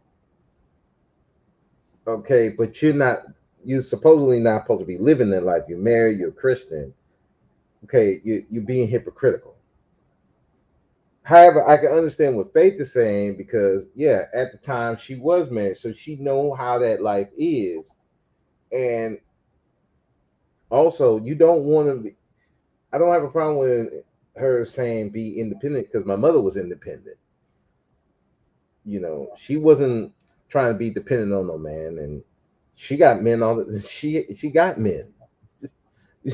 So she was going to be married. She was married, got separated from my father, got with another man. They would have go and get married, but he passed away before they got married. But so like I said, I don't have a problem with that either. But I understand what DOD is saying, that can be hypocritical if you pushing one side. It's just like we do what people do on here. They push one message, but then they live in a whole different message. And if you're going to push a message, even if you're an entertainer, you're still pushing a message. So if you're going to push a message, you need to be living that message, or people are going to call you out. That's what happened with Rick Ross. Rick Ross supposed to be talk about he's drug dealer. We found out he's a CO, just like I am, and he got roasted for that. I mean, if you're not living the life that you say you are, people are going to roast you. People are going to question you. I mean, this happened to her before when she was talking about leveling up. the single women got mad. They try to cancel her then. Mm-hmm. I mean, it's just that's the way it is. So again, when we talk about this gender war, it's not just like I put in the chat, it's not just a gender war between men and women. It's also an internal war between the men and the women internally. And in this case, you see it right here. There are women who want to be single, independent, don't want to be dependent on men. And then you have the women that want to be married and they want to be, I guess, interdependent. And then they're clashing. And you got the women that want to do whatever it takes to survive, as opposed to women that they have a moral limitation on what they will do. And they always clashing. So this is nothing new. You know, it'll blow over. I mean, shit. Hell, I mean, didn't we have a whole big hoopla over the WAP song? We were, oh my God, that's gonna ruin the kids. Mm-hmm. And I'm like, really? Is it? I mean, we got way worse rap songs that been out there before WAP came through, and we're tripping over this. I mean, so it's people don't know what they want. It's a whole battle. They always gonna be battling. Same with the guys. It's like dudes want to be married, then they don't want to be married. Then if you treat a woman right, you're a sim, and then if you, it's just a big battle over nothing. People gonna cry. People gonna complain. It's just that's the nature of being an entertainer, and entertainers are going to be hypocritical for the most part. It's just that's what they is because again they plan to all their audience is not the same either. And some songs you're gonna play to one audience, and then another song you're gonna play to another audience, and and a lot of times it's counter to how you really living. So Okay. All right, bro speaks. Thank you for coming up. Like always, it's a pleasure that you come in, listen, and give your take. Like always, all feedback is always appreciated. And like always, if I'm around doing any upload live stream, hope to see you around soon for any other more discussions on the various topics. I think this one hits more than anything else. And really, this really, at the end of the day, really deals with how we as a people, we do seek relationships. It is always a focus amongst us as a people that we are more focused of beyond, well, it is getting a nut off, but just to be together and sometimes some form of relationship that is in favor to us and what we want to get out of it. And I think artists like Ciara, or any artist that's promote music of alternate music and they're living their life is different from what they portray as music, it speaks for itself. And I think people are slowly wake up and they want some more. And that's fair because let's be honest. A lot of people are going to get tired of people putting out message and music that does not resonate and you're not living proof because, unfortunately, because of social media. See, social media really not only hurt us, but it hurts a lot of entertainers because now we know what you're doing now every day now. This is currency now. Attention. Yeah, look what happened to the wrestling business. Social media has hurt the wrestling business very much. Now it's really hard for them, for a lot of their stories, for people to get into it because one minute you see them fighting each other in the ring, and the next minute you see them hugged up playing video games together. So it's kind of like one guy might be portraying himself as this rich guy, but you see him offline, he's not living that type of lifestyle. So it's kind of, yeah, like you said, Chaos. Social media has been a blessing in some ways because it gives people more to care about the person behind the music or behind the entertainment, but also it's been a bane because now people expect more of you. They want you to be living that lifestyle. We want to see you with all these women. We want to see you with that money, and they want to see you with the GAC and you going bust a cap in somebody, or you're gonna beat somebody up, or you can get any man you want and live that, have all this money and dudes falling all over you. And if you're not really living that life, yeah, it's gonna cause a problem. Look what happened with a Meg Thee Stallion. I mean, her reputation went through the crapper. Well, because of this whole thing with Tory Lanez. Well, personally, it goes back to, are you living what you're singing? Mm-hmm. Some of her songs, let's be real, she do talk about that life. And only thing with the court case and proceedings of that was just reflection of she is practicing what she preached, unfortunately. But this is not the basic of this particular strain on her, because overall, most artists are going to live what they sing. A good portion of them. Not everybody's going to live what they say they do, but that's what we like to hear and buy. And let's be honest, Caucasians buy the music more than us. Anyway, thank you, bro, for coming up. We'll talk about it. All right. In conclusion, for all of y'all that's listening, give you a quick background of Ciara's music career, my perspective. As you know, she has 7 to potentially 8 albums. I think the one you're hearing that she's putting out, this should be supposed to be her 8th album, I think, or maybe 7 in the lineup. The albums, as I read down the list, and I'm gonna wrap this up. Let's look. All right. Albums that she released. First album, Goodies, 2004. Triple platinum. Triple platinum. Won many awards. That was her best album, and is always the first album. This came out 19 years ago in 2004. Second album, Ciara The Evolution, also went 1 platinum, ironically. That was released in 2006. I'm not going to name the songs because y'all can look that up. I'm just giving the background. Fantasy Ride, 2009. Didn't do as well as the first album, much as the second album, but nonetheless, she did get nominated from that album. Some award, I think. That came out 2009, 14 years ago. Basic Instinct. One top song that really caught attention and really brought traction to Ciara again was Ride. That's off the Basic Instinct album. 13 years ago, 2010. Ciara, self-titled, released 2013. That same year, she did give birth to her son. Her first kid. Now 10 years ago. 2003. Jackie, 2015. Roughly 8 years ago.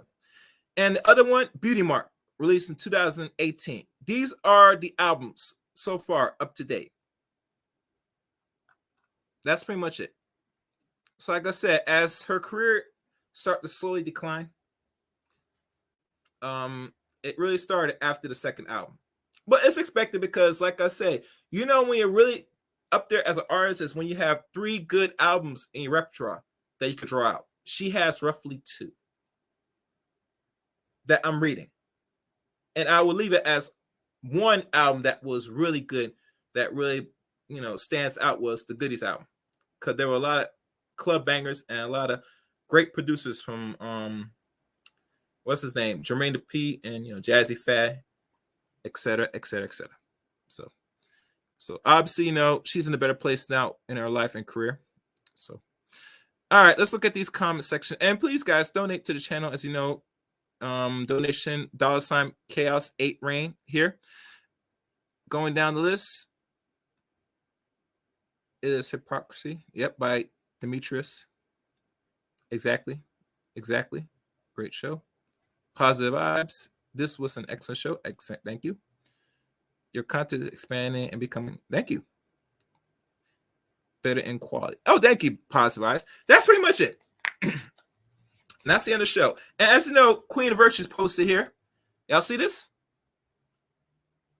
Roughly, depending the outcome, I should be roughly 70 way to this 1,000 mark. Very long journey. Very frustrating journey to grow the Chaos Rain show. As expected, because unfortunately, I don't appeal to the nonsense like I expected or I should be on this channel. But like I said, the show goes and flows by the outcomes of the world you live in today. I hope you got some out of this. Please go back to the playback. A lot of things has been said. A lot of things from my perspective before I open up. I will highly advise you go for that portion first before listening to the remainder of the show. But other than that, leave your comments. What your thoughts and opinions of my take on Ciara's and how she prays for ladies to be single. I'm looking forward to hearing your thoughts and opinions. And like always, subscribe to the channel. Notification bell is on high alert for uploads and live streams here in the Chaos Reign Show. Also, follow me on Twitter at ChaosReign7. Add me as a friend on Facebook, Eric Rain on Facebook. Also, follow me on Rumble. I'm on Rumble. That's under the description at the end of the show. You see here. Also, follow me on Rumble and also on the About section on this page. And last but not least, join the Discord service of the Chaos Reign Show. Be the one of many to ones that will restore the order in which the world you live in today. Join Chaos Reign's Discord service. Or I should say Chaos Reign Show. And those are all the links. Thank you for listening for today's stream. Until next time, let the chaos reign.